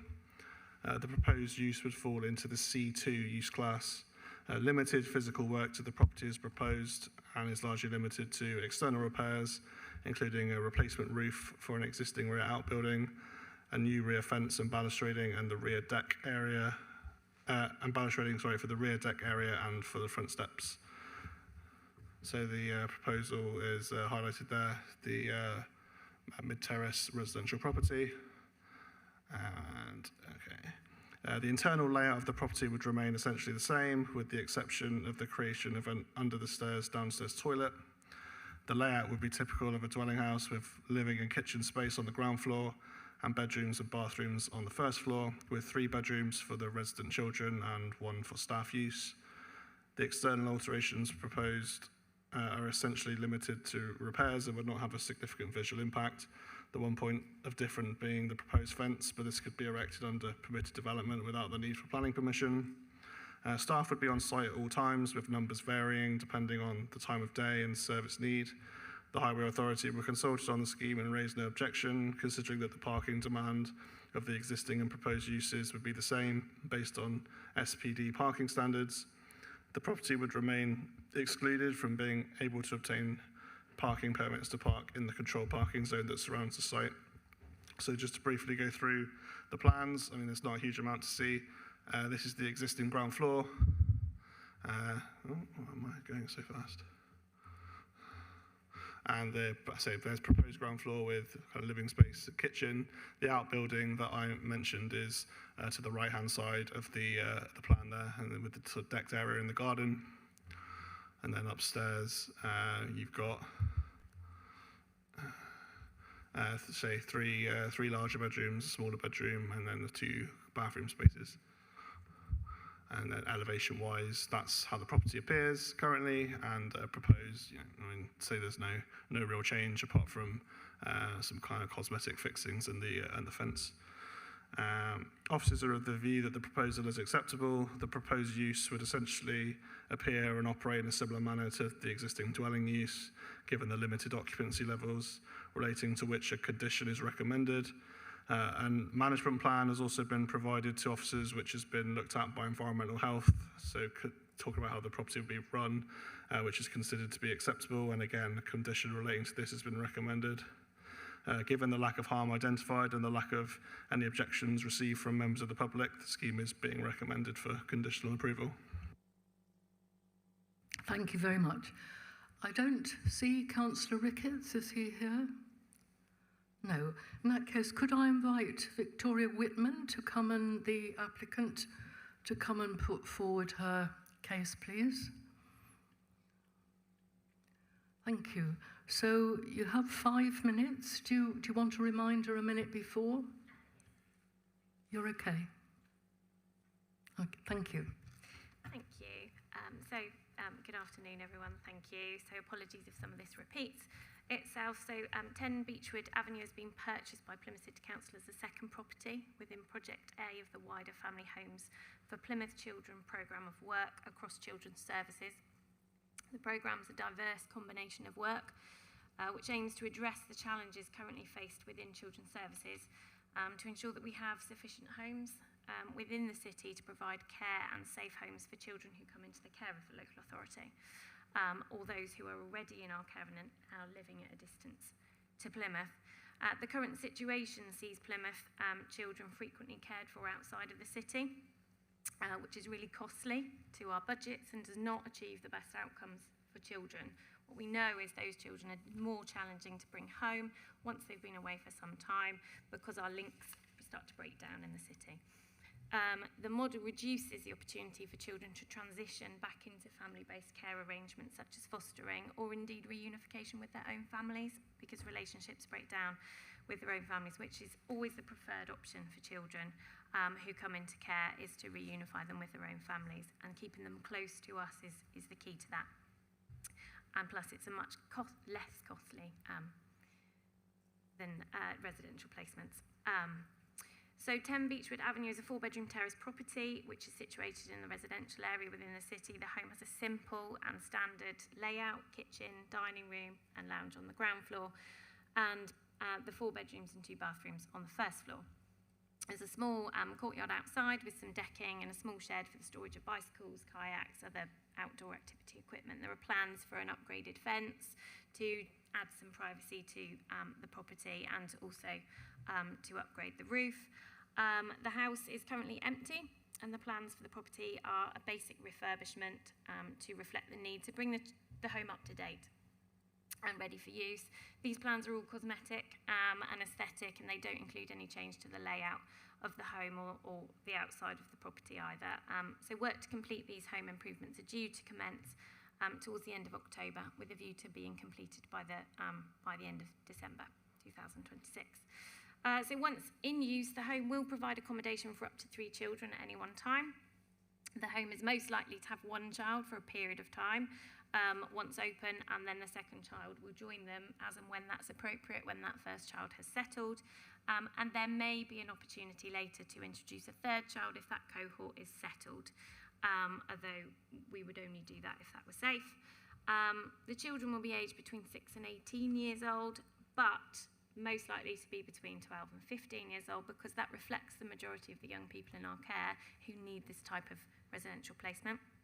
The children will be looked after in the home by up to 3 adults at any one time, and less potentially if their needs allow for that, on a rotational shift basis. The model of care is importantly consistent with family life, and therefore the expectation is that the property will look and operate exactly the same as any other 4-bedroom family home would in the area or any other area. There will be no modifications or adaptations which change the look or primary function of this home. So attention is given to the preparation of staffing rotas to minimise the change over of staffing and the times that this happens. This is in the best interest of children as well, but we recognise that that's helpful for neighbours and the local residents to reduce any movements associated with the property. There's an element of shift work, but it's mindfully managed. And those are staggered and done at times that are hopefully appropriate to the parking and to the community, and we will reflect on that should that be, that's within our gift as the operational. 1 minute. Yeah. Okay, thank you. So parking on the road will be at minimal. Staff will be coming on foot, they're local, cycling and using public transport and car sharing. It's really got really good transport links, and we've made that part of our recruitment process to make people understand that that's the expectation. Staff roles replicate and model good parenting, include the usual tasks of any other parent, including good care, play, practical tasks such as school runs. There'll be minimal visitors and activity associated with the property. The aim is that the home becomes part of the neighbourhood, is embedded within the local community as any other new family would be. The home, while subject to a change of use, will run as closely as possible to any other home. And the impact to the neighbourhood should be minimal. We're committed to providing children with experiences that replicate family life to ensure that they have a well-rounded and rich opportunity to feel a valid part of the home and improve the opportunity for them to be able to move into families. I hope this given insight and context to the application for the change of use. Thank you. Thank you. So now I open it up for discussion. Josh, please. Thanks, Chair. So, as I understand this, the property looks and stays the same. It creates a better environment for children that need at home. And there's a cost reduction saving for the local authority. I guess all of us as committee members have our councillor responsibilities as well, and corporate parenting is one of them. For me, I'm bemused why this has been referred in the first place. You know, Councillor Ricketts has spoken before about putting, you know, children into office blocks and things like that. To me, this is the environment we should be putting them into. So, you know, I will wait to be enlightened if there's a reason why we shouldn't just move to the vote and all vote yes for something as needed and meaningful as this work. Thanks, Chair. Councillor Riley. Thank you, Chair. Just a couple of questions. Has any work been done to the property so far, and is it applied for being a member of Ofsted and been inspected? Have already done that. And the running costs, can you tell us a bit about the running costs of it?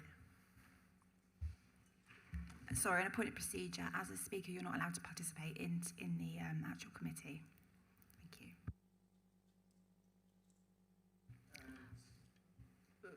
Sorry. Yeah, so in terms of your first question, no work has commenced outside. That's been confirmed to me. In terms of running costs, that's not something I can provide information on. It's not a material consideration on the planning application. Vanessa. Thank you, Chair.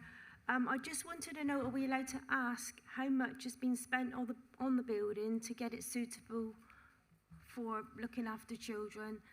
And are we allowed to ask the purchase price as well, or no? I don't have that information. Thank you, Chair. Through you, Chair, just as a point of information, because a lot of this happened pre-election time, so all of that you've just been asking about, again through you, Chair, actually went through the relevant scrutiny panels, and all of that information is accessible from the various scrutiny notes and everything, so you might find that helpful if you want to. So just a point of information, that's all. You've probably come across, it really is a national scandal what some private owners of children's homes are charging. So we're developing a policy of trying to bring children back to Plymouth into our own homes. And this is one of the early opportunities, as has been described. Vanessa? I just want to say that we think it's a great idea to bring children back into homes in natural environment. I do think it's a good idea. Just wondering about the costs. We'd just like to know how much it costs more, that's all, just to clarify. Sorry, anyone else? Shall we move to the vote then?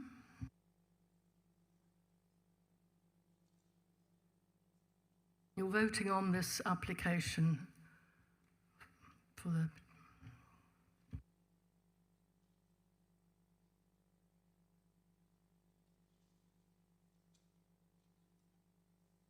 Thank you very much, councillors. You can see that that's been unanimously voted forward. Thank you.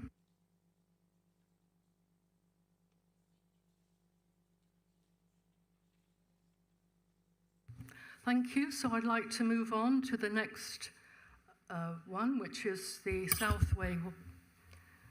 Chair, I'm very sorry to ask, but could we possibly take a 2-minute comfort break? Well, actually, being realistic, a 5-minute comfort break.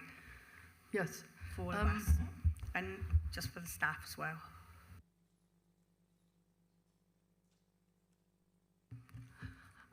I probably should have had it before the last one, shouldn't I? I'm apologising to the Southway team. I think it is reasonable to expect the councillors to have a break. Shall we just say 10 minutes? Because I anticipate, Jeremy's 10 minutes max, because I don't think the next two applications will take as long as the first one. So let's in and out as quickly as we can. Thank you.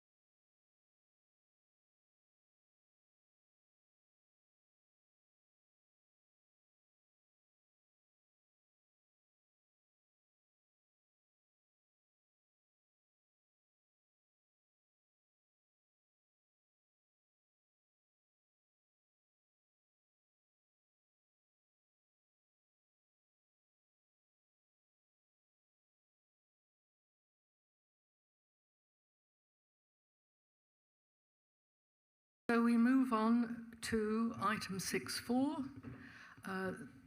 This is in Southway Ward, and the application has been referred by Councillor Ney. So first of all, I'd like to hand over to John Fox, the Planning Officer, to present the report. Thank you. Thank you, Chair. Good evening, members. So this application is for a microenergy storage facility, otherwise known as a battery box, which contains 4 battery storage cabinets, and it's on land situated on the south side of Tamerton Road. Here, just to the left, there's the access into Belliver Way Industrial Estate, and just down off the picture here is the Rober roundabout. And okay, that's just the red line application area. As you can see from this plan and the previous one, the location backs onto some trees, which form quite a wide belt of trees between the Tamerton Road and Lady Fern Road to the southeast. And the application will provide, I'll just run through a few slides so you can see exactly what it looks like. So that's the storage facility there. That's the scale of it, basically. And it's got the white buildings, the white cabinets are the 4-energy storage. That's the elevations. That plan just shows the proximity to the trees, which have been taken into consideration. And there's a couple of photographs of the site. So the green verge is where the battery box would be situated. Those are the trees that are in quite close proximity. So the facility would provide, and I'm not aware, there have been a couple of applications, this one, another one which got withdrawn. I'm not aware of other ones, but a battery box, essentially, as you may already know, stores electricity, particularly valuable for storing renewable energy from solar and wind times when that's freely available, and it's able to store that, and then so that we don't waste that excess energy, and then it can feed back into the national grid at times of high demand. So it's good for sustainability. It reduces the reliance on fossil fuels or material planning considerations. So a good thing in inverted commas, but there are some issues and some concerns that arise with this application that have been raised by members of the public. Just in simple planning terms, the design, it's not a structure that, going back to it, not necessarily a structure you'd want to see on every grass verge in the city, but in this particular location, on the edge of the city, on the edge of the town, it's not doesn't cause any significant issues from a design point of view. It has to look like that to provide security. Secondly, the trees, again, the trees are, I've had a look personally and consulted with our natural infrastructure team colleagues, and the applicants have provided an arboricultural method statement just to make sure that those trees are adequately protected. So that's not a significant issue. In terms of highways, again, it's set back from the curb, and highways officers have raised no objection to it. From a noise point of view, environmental health have also said that the noise levels are not significant. Doesn't present any issues for the amenity of nearby residents. Nearby residents are not that nearby. And in terms of, I mean, probably the main concern that's been raised and the one that probably gets talked about the most is the risk of fire with these things. I've done my own sort of level of research into it, and the batteries, going back to them, the batteries that you can see there are lithium-ion batteries, and in theory there's a potential for what they call thermal runaway to build up within these capacitors or within these batteries, and that can in the worst case scenario cause a chain reaction leading to potential for fire. So we've looked carefully into that particular issue, and that's what's been raised by one of by the public comment. I've looked at the National Fire Council chiefs' guidance on this online, and they do raise concerns. They recognise the benefits of these facilities, they have raised in the past concerns around fire. And the applicants have, I think, are well used to submitting these applications around the country. And they've supplied us with a fire safety explainer, in inverted commas, which goes into some detail to try and put our minds at rest, including the installation of a battery management system, which is a built-in management and monitoring control system within the structure, including an integrated cooling system. And they have, let's see what it says here, the applicant has demonstrated. Okay, so the fire obviously is something we've got to have regard to from a planning point of view. You know, to a certain extent, it's an outside issue for health and safety and for the fire services to look at. But it's incumbent on the applicant to make sure that they've satisfied us to in enough detail that they've responsibly looked at this. And to the extent that they've agreed to an emergency response plan being conditioned, as you can see on the recommendation there, which would be a way of making sure that the local fire service, Devon and Somerset Fire Rescue Team, would be able to look at this and have an input into how that early emergency response plan was drafted and implemented and maintained going forward.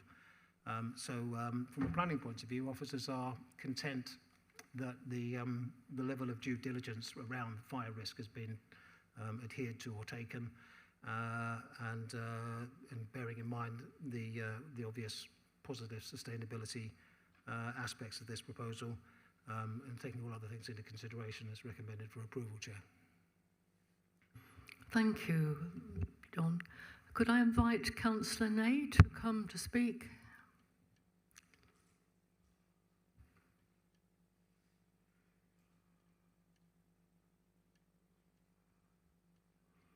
Thank you. You have 5 minutes. Do you need a reminder after 4? Do you need to be reminded? Yeah, Yes? yeah, thank you, Chair. I made my husband listen to it last night, but I could go over, okay, just so you know. Good afternoon or good evening now, actually, committee members. I'm here today as I've had many conversations with residents about this planning application. All of my residents are saying the same thing. What if and why? As the microstorage unit is unmanned, what if there's a problem? A chemical leak, a fire, or damage by vandals?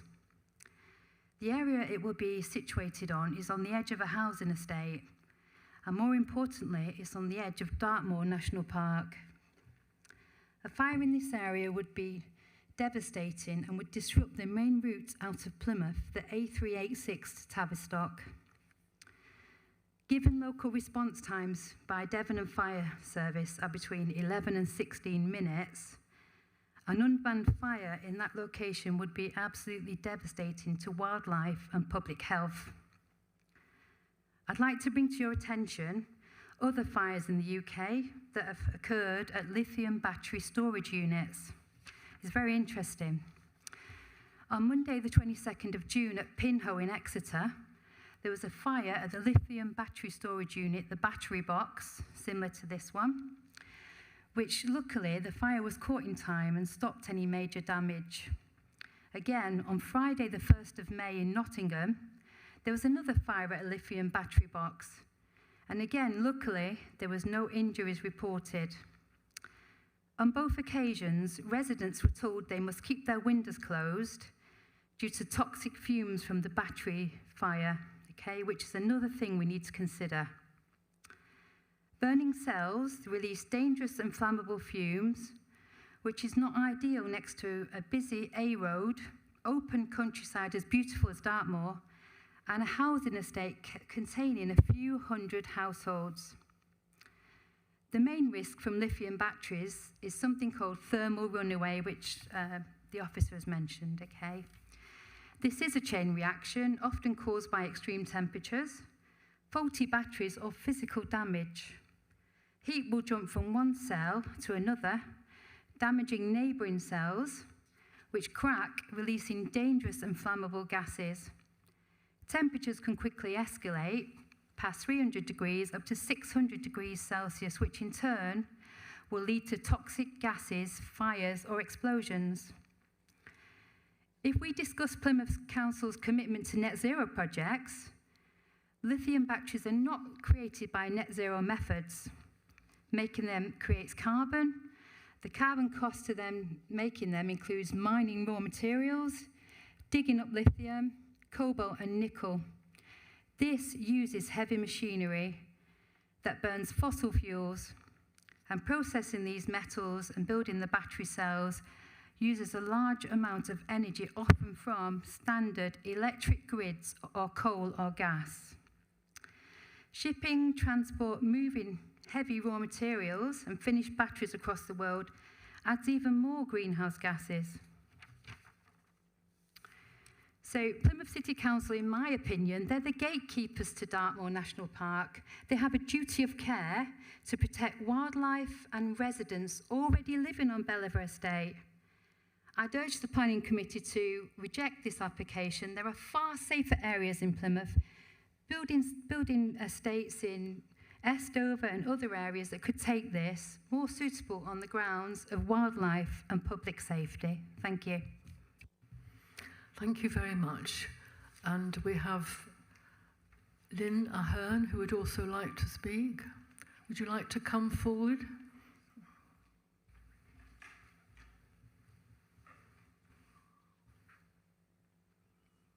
Thank you. So you also have 5 minutes. Do you want to have a minute's? No, you'll be right. Thank you. Thank you very much. Good evening, everyone. Just for context, our house is the one in the bottom left-hand corner of the image there. The current notification process for planning applications of displaying site notices on nearby lampposts does not work for people like us living where we do.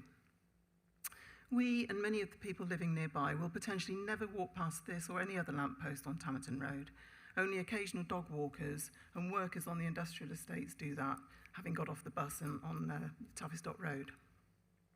People living here are on the very outskirts of the city, and you have to drive to do anything. It's a miracle we even saw the notice as we drove past. When we finally appreciated what the site notice was conveying, we felt that only displaying the name of the agent representing the company behind the proposal was confusing for us and made the application sound local and less industrial. We wondered why the site notice, for instance, didn't display the agent's name followed by the name of the company they represented and where that company was based. In this particular instance, we feel it could have generated a lot more local interest if that information had been made available from the outset. Our concern was initially raised because the application seemed to be placing the structure needlessly close to our house, even though there's a large area of choice of location available. So our initial intention was to contact planning and query that. It was only after further investigation that we became aware of the full implication and risk of what was being proposed. The company that has submitted the planning application, AMP Clean Energy, state that they use high-energy, high-density lithium-ion batteries in their installations. This proposal would place an area filled with a large number of these batteries right next to our property, near to housing on Ladyfern Road, close to the vehicles on Tamerton Road, and extremely close to the pedestrians using the pavement. The road and pavement on Tamerton Road are the only access to the Bellever Way and Broadley Park industrial estates and are consequently extremely busy. High-capacity lithium batteries are still facing critical challenges. The core issue is thermal runaway. No one can ever positively state that thermal runaway will not occur with any lithium battery. If it did occur in this location with a large number of very high-capacity units being stored there, large amounts of highly toxic and acidic fumes would be given off. The specific risk is that an undetected flaw in the manufacture of a high-capacity lithium battery could lead to what is known as thermal runaway. At the early stages of thermal runaway taking place, before there are any visible signs, the gas, hydrogen fluoride, begins to be given off. When this gas comes into contact with moisture in the air, it changes into hydrofluoric acid vapor, a highly toxic and dangerous gas. Once thermal runaway starts, the amount of this gas given off increases dramatically. This situation becomes much more dangerous if a battery starts burning. In addition to damaging the eyes, the vapor causes deep, painful chemical burns to the skin, thereby allowing toxic fluoride ions to pass right through the skin and into the body. The vapours also cause serious bronchial irritation and, if inhaled, can cause fatal pulmonary edema. The fire risk posed by lithium batteries is now the #1 safety risk to aircraft, according to the aviation regulator this year. The batteries they're referring to, of course, are just the tiny domestic versions we all use in our phones and laptops. These have nothing like the level of risk that the larger units needed for this installation present, but nonetheless are still being considered a real threat. The company behind this proposal, AMP Clean Energy, are not based in Plymouth, and they're not based in the UK. The Spanish infrastructure investment manager, Asterion Industrial Partners, owns the majority share of this company. The company, of course, is installing these energy storage units in the United Kingdom to make a profit. This proposal would not exist if that were not the case. The company may make a profit, but if this goes ahead, it is Plymothians like us who would be in close proximity to the unit who will be unknowingly subjected to whatever risk it manifests. In other industries, system failure might mean the lights go out or the water stops flowing, but system failure with this technology in this location could result in people becoming dangerously ill. We wonder how many people in this room would be happy to live so close to an installation that has the potential for the kind of risk this has. This is quite simply a case of the wrong technology in the wrong place. Thank you very much. Thank you. Councillors, I open it up. Vanessa. Thank you, Chair. I'm all for clean energy because it makes it cheaper for residents. That's a good thing. But could it not be put by trees or residents?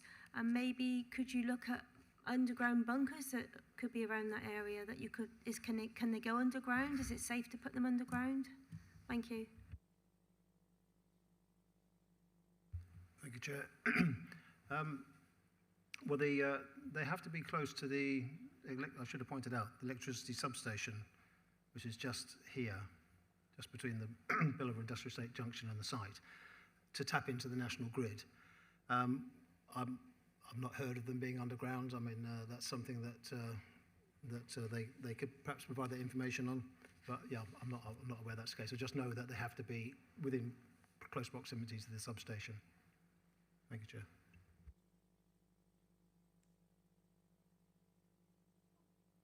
Sorry, Chair, I didn't realise it was me already. But I have some serious concerns about this. I know as a society, as a country, we are moving into a different type of energy, a different type of power. But I think the National Fire Chiefs Council has summed this up really, really well, where they say that, sorry, I've just lost it. This transition is outpacing safety standards and regulation, leading to potential increased fire safety risks as a result. They also go on to state in this report about that the NFCC is concerned about the lack of research on best practice firefighting tactics in response to a best fire incident. Given the close proximity of the proposed battery storage to residential accommodation, to industrial accommodation that will interrupt supplies to the city and out of the city, i.e. you have Parcel Force literally just above where the car park is, and of course next to Parcel Force you have a residential home as well, Rovera House. I have serious concerns over this, and I haven't heard anything yet that inspires any confidence in me as to how this can be safe in such close proximity. Thank you.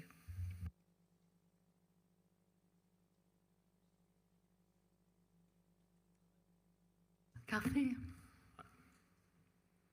Thank you, Chair. I've also got some concerns, and particularly because I gather the battery box is covered by a wooden frame.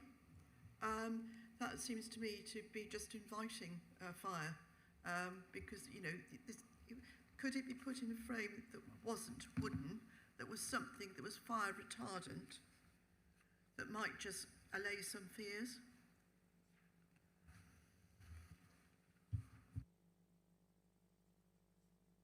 Thank you, Chair.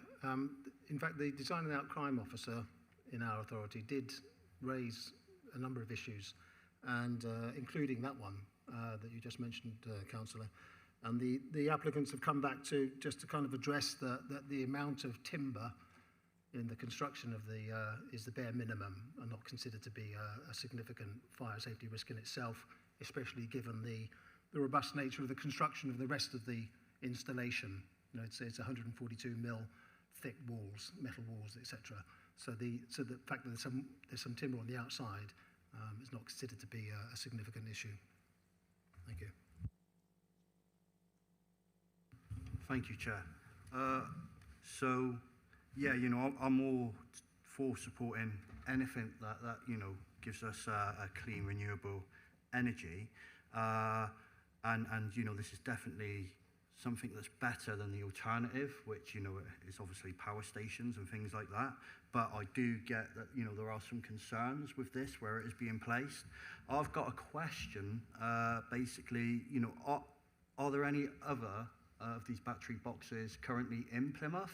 And do we know where they are based? And has there been any issues with them? Thank you, Chair. I don't cover the whole of the city, but I'm only aware of the two that have been proposed that I've been dealing with, and I've not heard of anybody else dealing with any others. One in Plympton, in Glyn Road, which we advised them not to pursue on design grounds.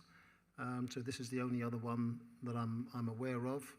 Am I able to mention a couple of other things, Chair? Just, I mean, in land use planning terms, I think that from a planning point of view, and obviously appreciate the concerns have been raised about health and safety generally, including fire. But I think, you know, subject to colleagues' intervention, you know, that from a land use planning point of view, the planning authority on this occasion has liaised with the applicant's agent and sought to address these issues, particularly around the possibility of fire breaking out. And so a lot of the report, most of the report goes into that as much as anything else. So from a land use planning point of view, I believe that officers have covered that particular point. I'm old enough to remember the concerns around phone masts when they were first around in the late 90s. And I know it's not the same thing, but there was applications were being refused at that time on health and safety grounds. And we all know where we are with those today. I'm not saying it's the same thing, you know, but from the point of view of from land use planning, and given that the Devon Fire and Rescue Service team would, as a matter of course, be involved in the drawing up of any emergency response plan, officers feel that those legitimate fire concerns have been adequately addressed within the planning system. Thank you. Josh. Thanks, Chair. I wanted to pick up on a couple of points. So one of them was a comment around carbon cost and the use of lithium-ion batteries in the context of Plymouth's net zero plan. That doesn't actually ring true.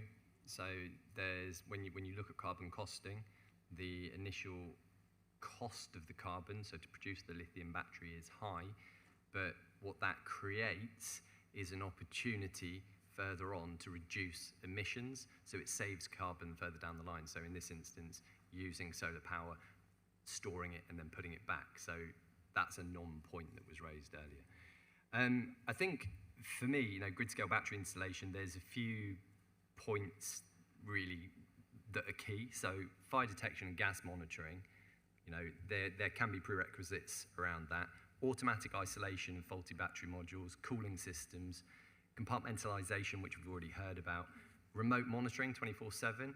When we're talking about this type of technology, you know, looking at that is really key. And emergency shutdown systems. All of those processes can actually put these installations to a point where they're low risk to local residents.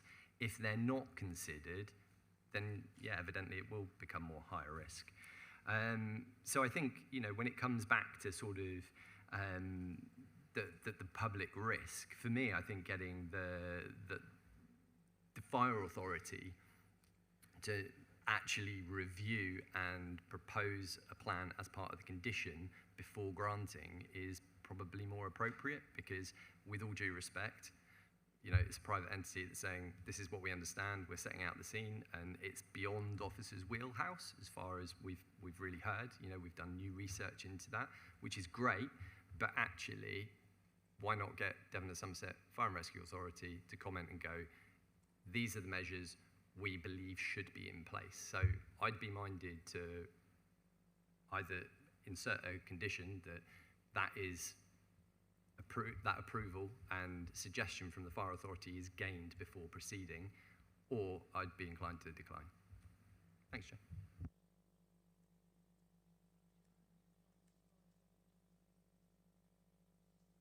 Thank you very much, Chair. Very much in favour of the introduction of battery storage systems, as they really have huge benefits to development of sustainable wind and other power sources and storing electricity up.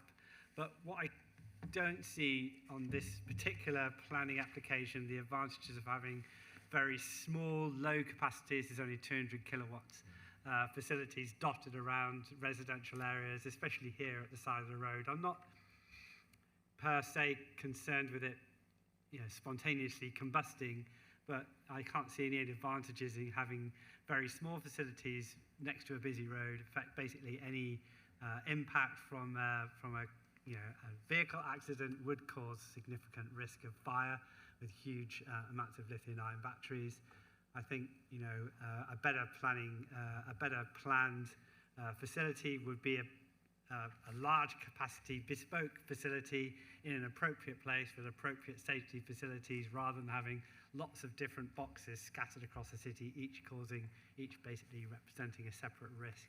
So I won't be supporting this application. I don't think this is the appropriate siting next to a road and residential areas for a small capacity facility. It would be recommended to build a large bespoke, large capacity facility somewhere geographically appropriate to energy requirements and also residents. Thank you. And safety. Thank you very much. Is that to follow on, Josh? I will come to you. To follow on to that point, so what Councillor Goslin's talking about is grid-scale battery energy storage, so it's known as BESS in the industry, so these are larger container-scale units, and they are becoming more common in the UK in cities across the country. Well, they're not common to me, because I've never seen one before, I've never even heard of one before. I think there's only two, and one was actually stopped. And if somebody came round to my house, especially that house where the lady lives, and said they were going to put them units in there, and you actually lived there, I think you'd probably think twice of saying yes. And we really need, we need these things to help us save energy. They need to be put, and they need to be checked out, and they need to be put in a safe area, not right next to a factory and a house, that if they do combust, there's dangerous fumes. It's easy, it looks as though it's just off a roundabout where cars will get it as well. So people are okay for saving energy and saving the environment. I'm all for that as well. But when it's about outside my door with big boxes, and my children's playing outside, it's a totally different story. So no, unless they come up with a decent plan and actually know what they're talking about, and not for profit, because it looks as though it's such a profit-making, dumping them everywhere, I think you need to knock it on the head and come up with there must be a better solution and get transferring energy to the grid than this. Thank you. Chair, in response to that, I don't think you either understood or heard what Councillor Goslin or myself said. So we were agreeing that smaller units are not optimum. What I was explaining is that now there's these emerging bigger unit stores known as BESS. So that's what I was saying, to be clear. So you seem to be very pointed towards me for some reason. Vanessa. Thank you, Chair. Did you say that you've got the planning for the one at Glen Road? Or is that one already open? And obviously I would still prefer if they were underground, that would be better. All of them need to go underground as far as I'm concerned, if you could look for areas. But yeah, I just wanted to know about the planning, the one that you've got in Glen Road. Thank you. Thank you, Chair. Yeah, there was another application for basically this same facility in Glen Road, just outside the Tesco Metro, before you get to Westfield.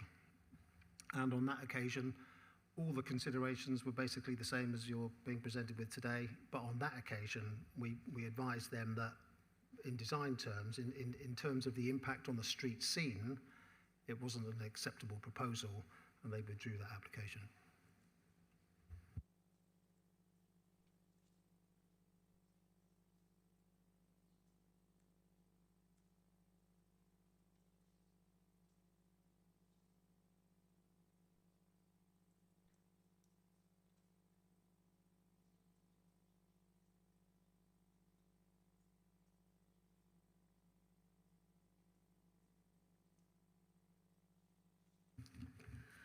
Thank you. I'm sensing quite a lot of anxiety, concerns about this model. Josh has made some suggestions about either a newer condition or actually reviewing the policy before we go forward and consent to applications. So can I ask, maybe Josh, do you want to put something forward now to vote on, or shall we propose a review? Do you have a substantial suggestion?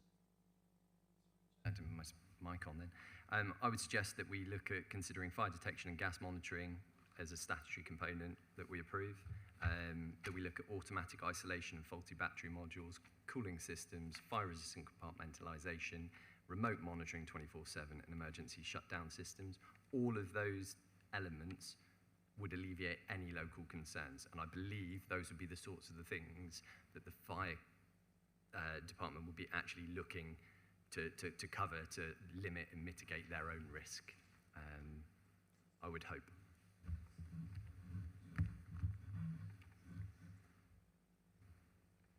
Maybe. Just to add to Josh's concerns, I think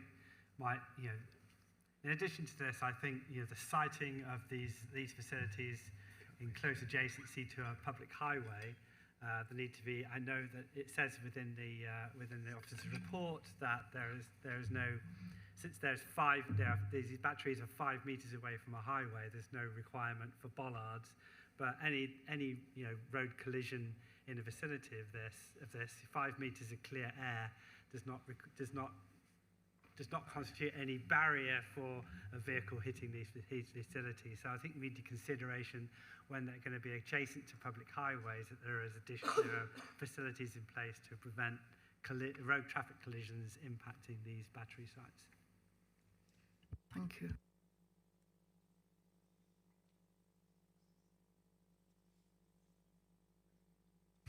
Sorry, Councillor McCarthy. Are you sort of requesting that the suggested condition for you want that detail up front as opposed to having that as a condition? So it would be you're suggesting a deferral? Yeah. So then if you're suggesting a deferral for that information to be obtained, pending a return to committee, then we need to have that formally as your proposal and a seconder to that before we vote on that. Okay. Kathy.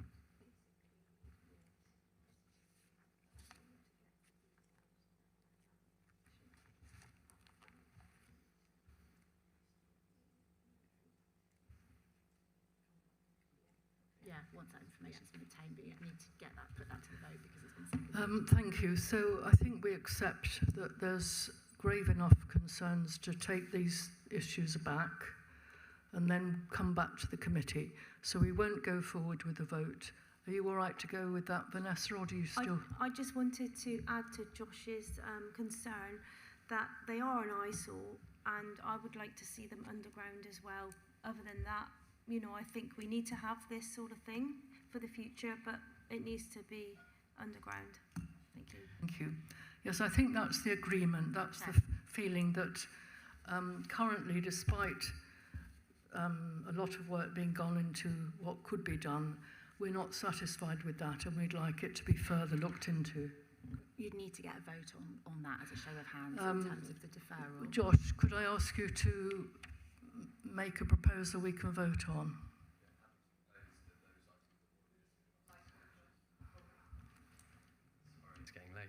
Yeah, happy to propose that those items I've listed already, fire safety measures, are obtained, and we defer to await those before we make a judgment. Thank you, Chair. Thank you. To a seconder? Thank you, Kathy. Shall we vote on that? All in favour of that suggestion? Thank you. Against? 1, 2, 3. Abstentions? 1.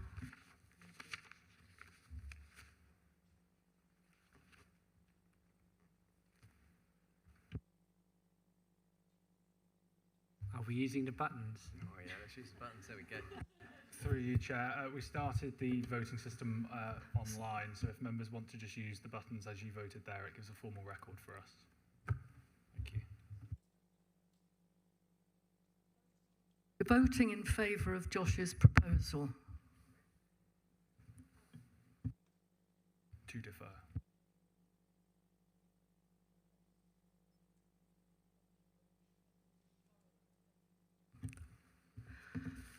Thank you very much. So we are not taking a vote on the application. We are proposing that further research and review is done into this type of facility, and it may come back to the committee. But this will not go forward as it was proposed. Thank you.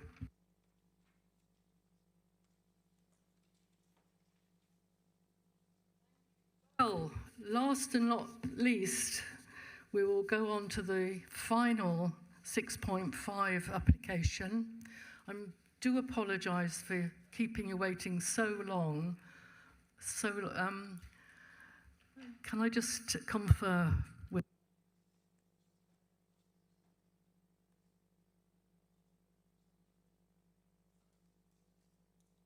Yes, please come forward. Sorry. I will go to Emily. So this is our final agenda, application, our final application, and it's been referred to planning by Councillor Goslin. I'm going to hand over to Emily God for the report. Thank you. Thank you, Chair. This application is being considered by the Planning Committee today as a result of member referral by Councillor Goslin. This item relates to Pounds House, a Grade 2 listed building located in the Peveril ward of the city and within the northern extent of Central Park, one of the city's key strategic green spaces.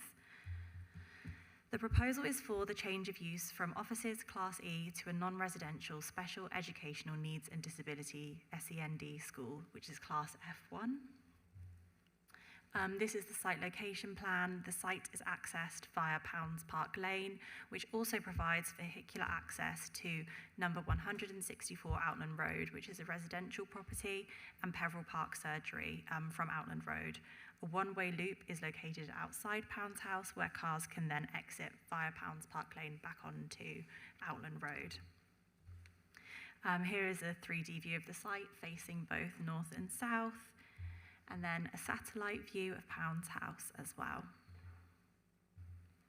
And then this is the Google Street View of that front elevation of the site when arriving from Pounds Park Lane. Pounds House was most recently used as offices, falling into Class E. However, it has sat vacant for some time. Officers consider that the proposed change of use would allow the premises to provide employment opportunities as well as resulting in significant community benefits through the provision of an SEND school for which there is currently significant demand within the city. No alterations are proposed to the listed building, and the grounds are intended to remain publicly accessible. These are the existing basement and ground floor plans for the property. And then these are the proposed plans. So the ground floor level will include a school hall as well as various learning spaces and reception area. And then this is the existing first and second floor plans and the proposed. No objections have been raised from the Historic Environment Officer, considering that the conversion will allow for the occupation of a currently vacant listed building, in turn working towards securing a long-term viable use for the premises, which is one of Central Park's historic features. In total, there are 10 classrooms proposed, as you can see on the plan there, It is intended that the school will have a maximum pupil number of 40 pupils, ranging between the ages of approximately 5 and 16. Staffing is intended to be at a ratio of 2 to 1, with 1 teacher and 1 support staff member per class. It is anticipated that up to 10 additional staff members would work from the site, however, not on a permanent basis. The main concerns raised in letters of representation received primarily relate to parking, highway safety and access, particularly in relation to cumulative impacts with the residential property, GP surgery and users of the park which all make use of the access road, and the potential increase in vehicle movements and congestion as a result of the change of use to a school. Initially, the local highway authority shared concerns with the standard of the access arrangement, particularly during pick-up and drop-off times at the school. Following negotiations with the agent, further information was submitted, including this vehicle parking plan, which sets out that the school will be served by 20 spaces, including 2 accessible parking spaces and 4 parallel spaces on the one-way loop. The local highway authority find the proposed parking provision to be acceptable. In addition, 2 drop-off spaces are to be located in front of the parking bays for use during pick-up and drop-off times only.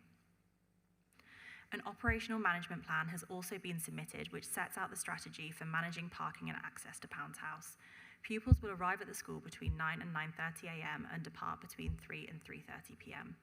Pupils will arrive via dedicated pooled transport, accommodating 2 to 8 pupils per vehicle. The Plymouth City Council's transport team anticipate that pupils will be transported in a maximum of approximately 8 vehicles during pick-up and drop-off, and staff will be on site and will manage vehicle movements using a marshalled flow to coordinate and supervise the operation. The agent has also provided a vehicle drop-off plan, and this shows how the access road would work with approximately 15 cars arriving at the site, which exceeds that which has been anticipated. The operational management plan also sets out a review period and phased solutions should any issues arise, such as measures including a staggered drop-off time or staggered drop-off and pick-up times and increased marshalling as required. A travel plan has also been submitted, which sets out how more sustainable travel options will be promoted primarily for the staff, and EV charging and cycle storage has also been proposed. Officers have also taken account of the established use of the site as an office. Within Class E, a variety of commercial and business uses could currently operate at the site without the need for planning permission. This would include uses such as a nursery, other offices or indoor recreational uses, which could potentially have a similar or increased parking demand or pick up and drop off requirements compared to that as proposed. The local highway authority have reviewed the submitted information and raised no concerns, subject to conditions securing the management plan, provision of car parking, EV charging and cycle storage, and restricting the maximum number of pupils to 40. In light of these measures and the established use of the premises, officers are minded that the proposal would not cause significant impact on the lane nor be detrimental to highway safety. Officers do not raise concerns in regard to any other material planning considerations. It's considered that the amenity impact for residential properties will be similar to that associated with the existing Class E use of the site. No in-principle concerns have been raised by consultees, and officers have also set out recommended conditions and informatives, including in relation to land quality and protected trees and species where relevant. Overall, officers have assessed the proposal and consider the scheme would provide a facility which meets the needs of the community without harmful amenity or highway impacts. As such, the application is recommended for conditional approval. Just to note as well, I have Scott Smythe with me today from the local highway authority, should you have any specific transport questions. Thank you, Chair. Thank you very much, Emily. Jeremy, do you wish to speak? I'm not sure that's... Just on a procedural point, in the interest of transparency, seeing as you've called in the application, that's fine to do and take part in the debate, but you must declare that you've called it in for the interest of, for the record, and explain that obviously that there is no predetermination and that you'll consider all the evidence before reaching a decision.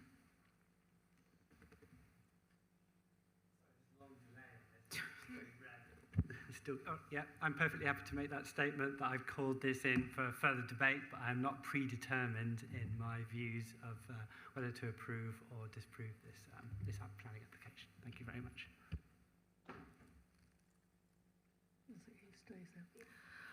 Thank you. Then could I call on Mr. Ross Banks of Phoenix Bay to come and put the application to us? Thank you. Chair, members of the Planning Committee, thank you for allowing me to speak. As you heard, I'm Ross Banks and I'm the principal of Phoenix Bay and the applicant for this application. The application before you is a change of use from Class E to a special educational needs and disability school. I grew up here in Plymouth and my entire career has been dedicated to empowering vulnerable children in our local communities. As someone that was raised with a brother with autism, I began to work in education at 16 years old. In over 20 years, I have passionately helped children with additional needs unlock their full potential. Today, I'm the proud principal of Phoenix Bay School, an independent special school that was recently judged good by Ofsted with outstanding for personal development. Our trauma-informed approach has created a school where children who all have significant adverse childhood experiences are able to feel safe, re-engage with education and thrive. The success of Phoenix Bay means we receive referrals from local authorities almost daily. We are frequently the school parents request because of the outcomes we achieve. Those outcomes go far beyond qualifications. They are improved attendance, emotional well-being, independence, confidence, and preparing young people for successful futures. Currently, around 80% of our pupils that attend Phoenix Bay Newton Abbot travel from Plymouth because there is insufficient specialist provision available locally. We are full, yet the demand continues to grow. This proposal will allow many more children to be educated closer to their home, reducing lengthy daily journeys, helping children spend more time with their families and remain part of their communities. Importantly, it also brings a valuable public benefit. Each child who can attend school in Plymouth instead of travelling many miles each day will significantly reduce transport costs for the council. For instance, if all the Plymouth students currently attending our Newton Abbot school transferred to the Plymouth school, it could save approximately £68,000 per annum. Having a Plymouth-based school will not only boost the children's well-being, but also cut down travel time and enable more public funds to spend directly supporting the children rather than transporting them. Following the Highways Officer's request for more information, we have worked proactively with the council and submitted a comprehensive operational management plan and a draft travel plan. These documents detail our strategy to minimise congestion and manage travel demand effectively. To ensure the accuracy of our parking access proposal, we commissioned a topographical survey. This allows us to provide precise plans of parking, layout, drop-off, pick-up bays for the council. The operation management plan to demonstrate that the site can operate smoothly without negatively impacting the highway. We have committed to staggered schedule starts between 9 and 9:30 for our students and collection from 3 to 3:30. Active marshalling, so we'll provide staff marshals at key points in peak times, equipped with radios, high visibility vests to manage the flow of vehicles to ensure that they do not queue or approach the road. And we prioritise parking, implementing an advanced booking system for visiting staff and parents to keep the demand within the 20 on-site spaces, whilst reserving primary capacity for core teaching staff. We have engaged directly with Plymouth City Council to align our school transport needs with the local authority capabilities. The proposed SEND school at Pounds House represents a significant positive investment for the city, aligning the local policy objectives to support vulnerable children and preserve heritage assets. The proposal responds directly to the SEND Sufficiency Plan progress update in March 26, which indicates a substantial rise in children with education and health care plans in Plymouth. Currently, 405 are educated outside the city, including 261 in independent special schools. This school will help enable more students to be educated closer to their communities. The project will also bring back the beautiful Pounds House, a vacant Grade 2 listed building. It will bring it back to being active, viable, and in meaningful use without requiring any physical alterations to its historic fabric. Finally, for the avoidance of doubt, and the planning conditions have been shared by the planning officers, and these are accepted.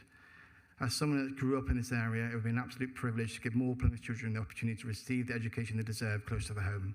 On behalf of Phoenix Bay, I thank you for your time and consideration, and we trust you look favourably on our application. Thank you very much indeed.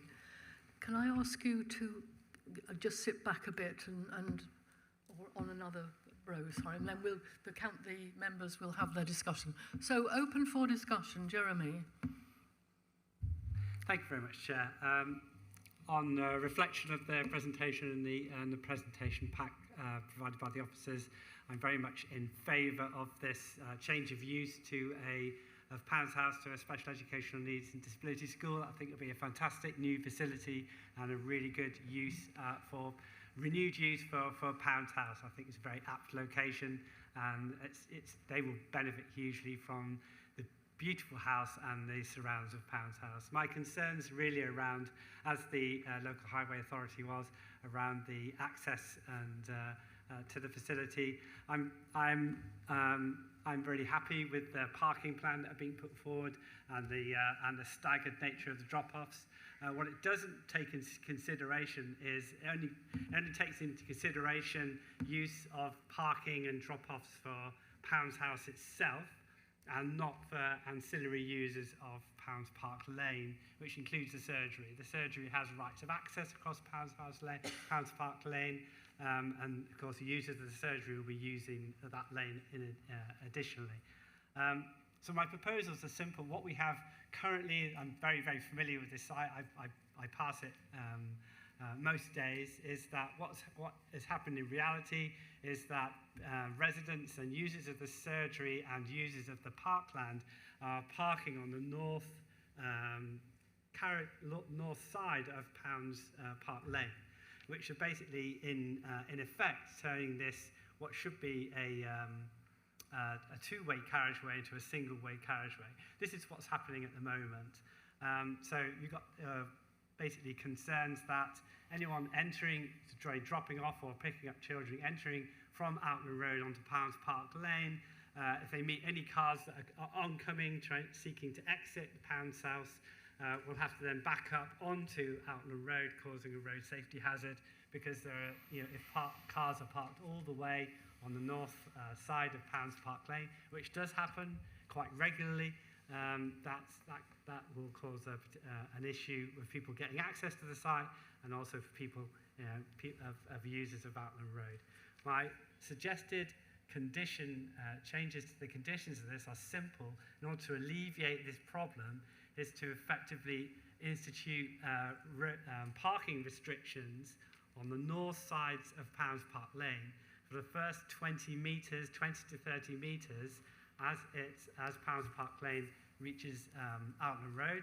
That gives an adequate passing space for vehicles to basically create a two-way traffic situation at the entrance to Outland Road, which means that cars can pass, and also to institute another passing space midway on the north side, again midway along Pounds Park Lane, to ensure that cars can pass as they're coming in and out of Pounds House. And I think that would make the access to the site much, much safer. So basically 2 parking restrictions as a condition of the planning application, one at the entrance and one midway along Pounds Park Lane, to ensure dual-way ingress and egress to Pounds House. So you're saying that the planning conditions that they've already worked out are inadequate. Are inadequate because of because of parking. Well, not because of, so that I'm clear. So it's not to do with the parking around Pounds House itself. It's to do with that access road before you reach the roundabout. Before you reach, so there's the loop which is outside Pounds House. That's fine because that's a one-way system, and anyway, that's people don't tend to park there. It's just the users of Pounds House. We've got completely really adequate parking facilities not to cause any congestion in there. They've got the stopping places, so there's adequate parking and drop-off facilities, and the schedule of drop-off is perfectly fine. It's where the transport requirements of the facility meet the transport expectations of the surgery and use of the lane. That's what I think needs consideration to avoid any potential problems around access to the house. Thank you. Thank you, Chair. The issue with your proposal, Councillor, is that the roads that you're talking about putting a parking restriction on are private roads. So the local highway authority would not have any authority to put those parking restrictions on there, so we wouldn't be able to condition that because we wouldn't have the control over it. It's private land, and it would involve a significant cost potentially and a period of public consultation to be able to do that. So it's not something that we can readily advise you do via a condition because it's not enforceable, and we probably would be unreasonable as well. Jeremy. So I'm not proposing that the Plymouth City Council put parking restrictions in place, but it's perfectly possible for a private operator and private owner of a road to ensure that there is two-way traffic, that there's two-way traffic at the entrance of their road and at a certain interval along that road as well. That can be that could be a planning condition put in place. That's not within the local authority's gift to control what happens on private land. So essentially you're asking for a control on private land, and that's not something that the local authority can achieve via a condition. But we are currently deciding over planning matters of an application on private land.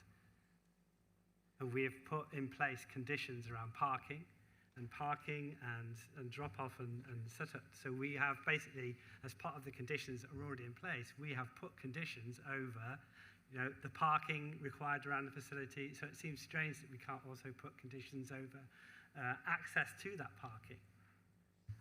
That would be in terms of a traffic regulation order. I'm looking at my highway officer here, and that is a different process that we would have to. Yeah, I mean, we can't condition traffic regulation in any case because, as the lawyer stated, it goes to public consultation. That's assuming that, so you're almost by default, what would happen if the consultation came back and the overriding response to that consultation was we don't want waiting restrictions or any limitations on that street, then consequently, an applicant would have a permission they couldn't implement because basically you're, in terms of putting restrictions on Pounds Park Lane, it would, it's something that we can't force by condition. That would be the recommendation. In terms of the monitoring plan, I did notice at the very end of it, it does refer to mitigation and contingency measures, and it does refer to increased marshalled flow. Now, I don't know whether it's a case of councillors would want to see that brought forward rather than it being a contingency measure, that perhaps they could employ additional marshals that would actually also be present at the top of the lane as well as at the bottom of the lane where the drop-off area is, in order to control that movement through there. The other thing that's worth bearing in mind is that a call centre could move into that building tomorrow and they could have 100 staff driving along that lane, and we wouldn't be able to stop that. I have some people waiting to speak.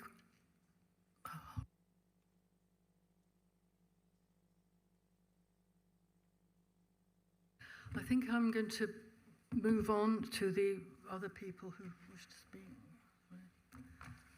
So we have Paul, please, and then Vanessa and John, and then Anne.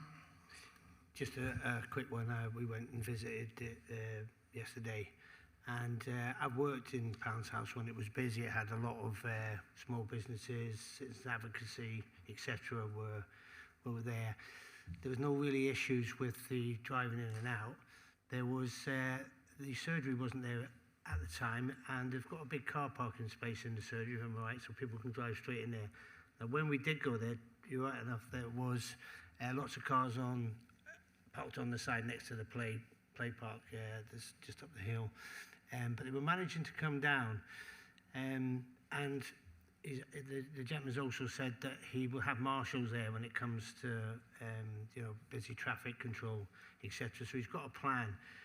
I don't really want to see us putting things in place to stop this, from going ahead and continuing saying, well, we need marshalling, we need this. That's worked for years when there's lots of businesses in there and there's the doctors is there. And I'm sure they're capable of organising drop-offs and times and dates and whatever else you have to. I'm pretty sure that they're good. I've talked to them and I've talked to the owner as well. So it would be a bit of a shame we start putting plans and expectations of them to do what and putting yellow lines and bollards and stuff. It would just be a bit of a shame, really, where we can just crack on with it. Thank you. Thank you very much. Thank you. Vanessa. Thank you, Chair. Just to say, we went to the building yesterday, had a lovely time seeing it. We drove down the road. There were cars parked around the bend, but we could get through there very, very easily. We went round the roundabout, no problem. We looked under the trees. There was extra car parking there. There's plenty of parking for that house. We didn't see a problem with that at all. It's a beautiful house, beautiful historical features. It's been really lovely restored by the owner and the team. And it's a lovely warm feeling when you go in the building. It's going to be great for the kids that are going to be there. And it's a real special place. And I'm glad they've kept it open for the public as well. And I just can see it really being a great, great place. So I just hope it all goes forward. Thank you. Thank you, Vanessa. Thank you, Chair. So yeah, when I went through the paperwork and I seen these concerns, you know, I was worried myself, and I went along on the visit myself yesterday, and going along on that visit and speaking to the sorry, I forgot your name, the public speaker today, and seeing the plans that they had put in place really allayed a lot of my worries and concerns. You know, there has been a lot of thought and consideration put into it.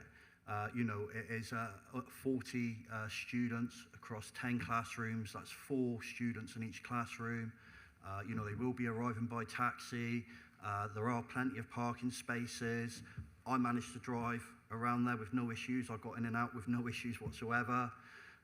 You know, and there's going to be marshals in place who can manage all those concerns that were brought up. So, you know, for me, you know, after that visit and the conversations I had, you know, I've got no worries whatsoever. And I also think as well, you know, what was discussed in that report, you know, that so many of our SEND children at the moment are having to go outside of the city to get their schooling, you know, and we've got a real kind of solution here to kind of stop some of that happening as well, you know. Yeah, you know, I just think that personally, you know, after that visit, there's not many concerns, and yeah, thank you for letting me speak, Chair. Thank you. Just Anne. Thank you, Chair. I just want to go back to the two-way traffic on the lane that Jeremy was talking about.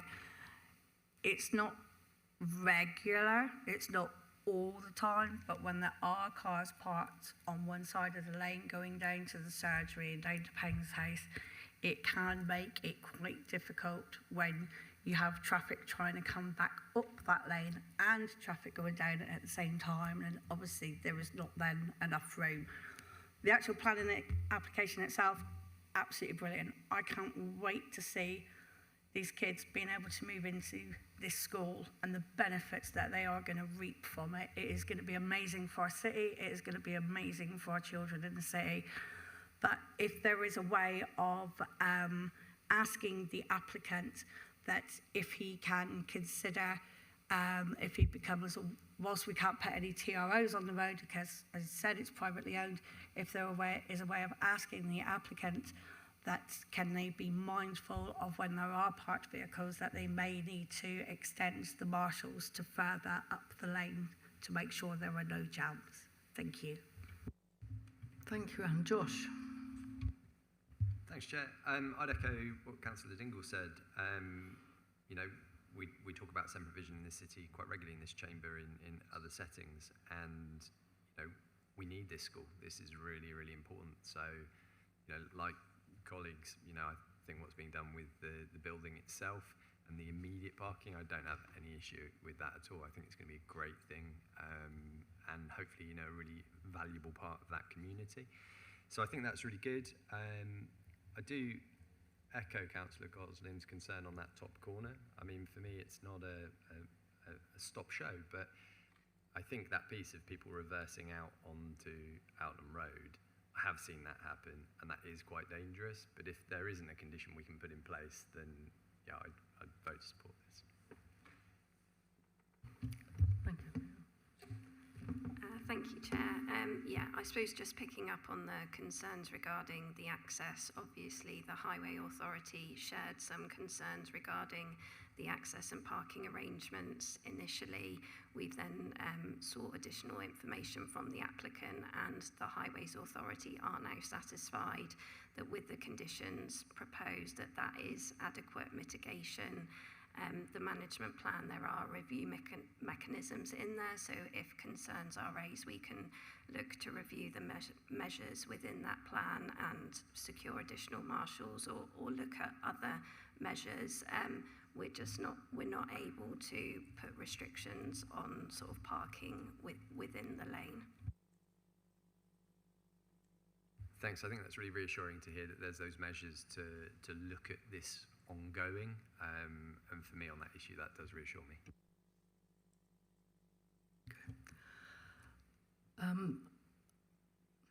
I think we should move forward. I think Jeremy has made his case, but it's been fully explained that we're unable to meet that condition.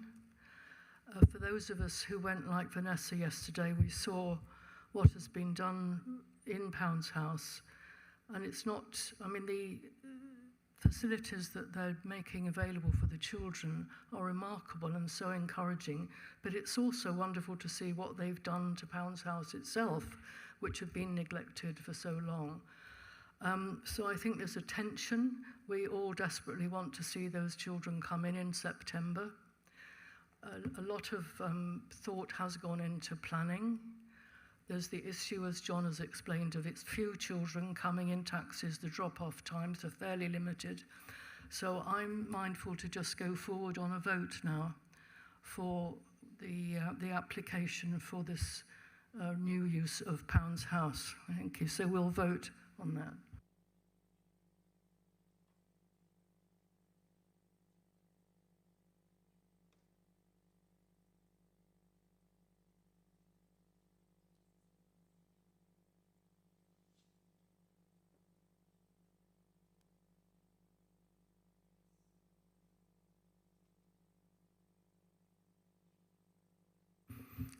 Thank you very much, councillors.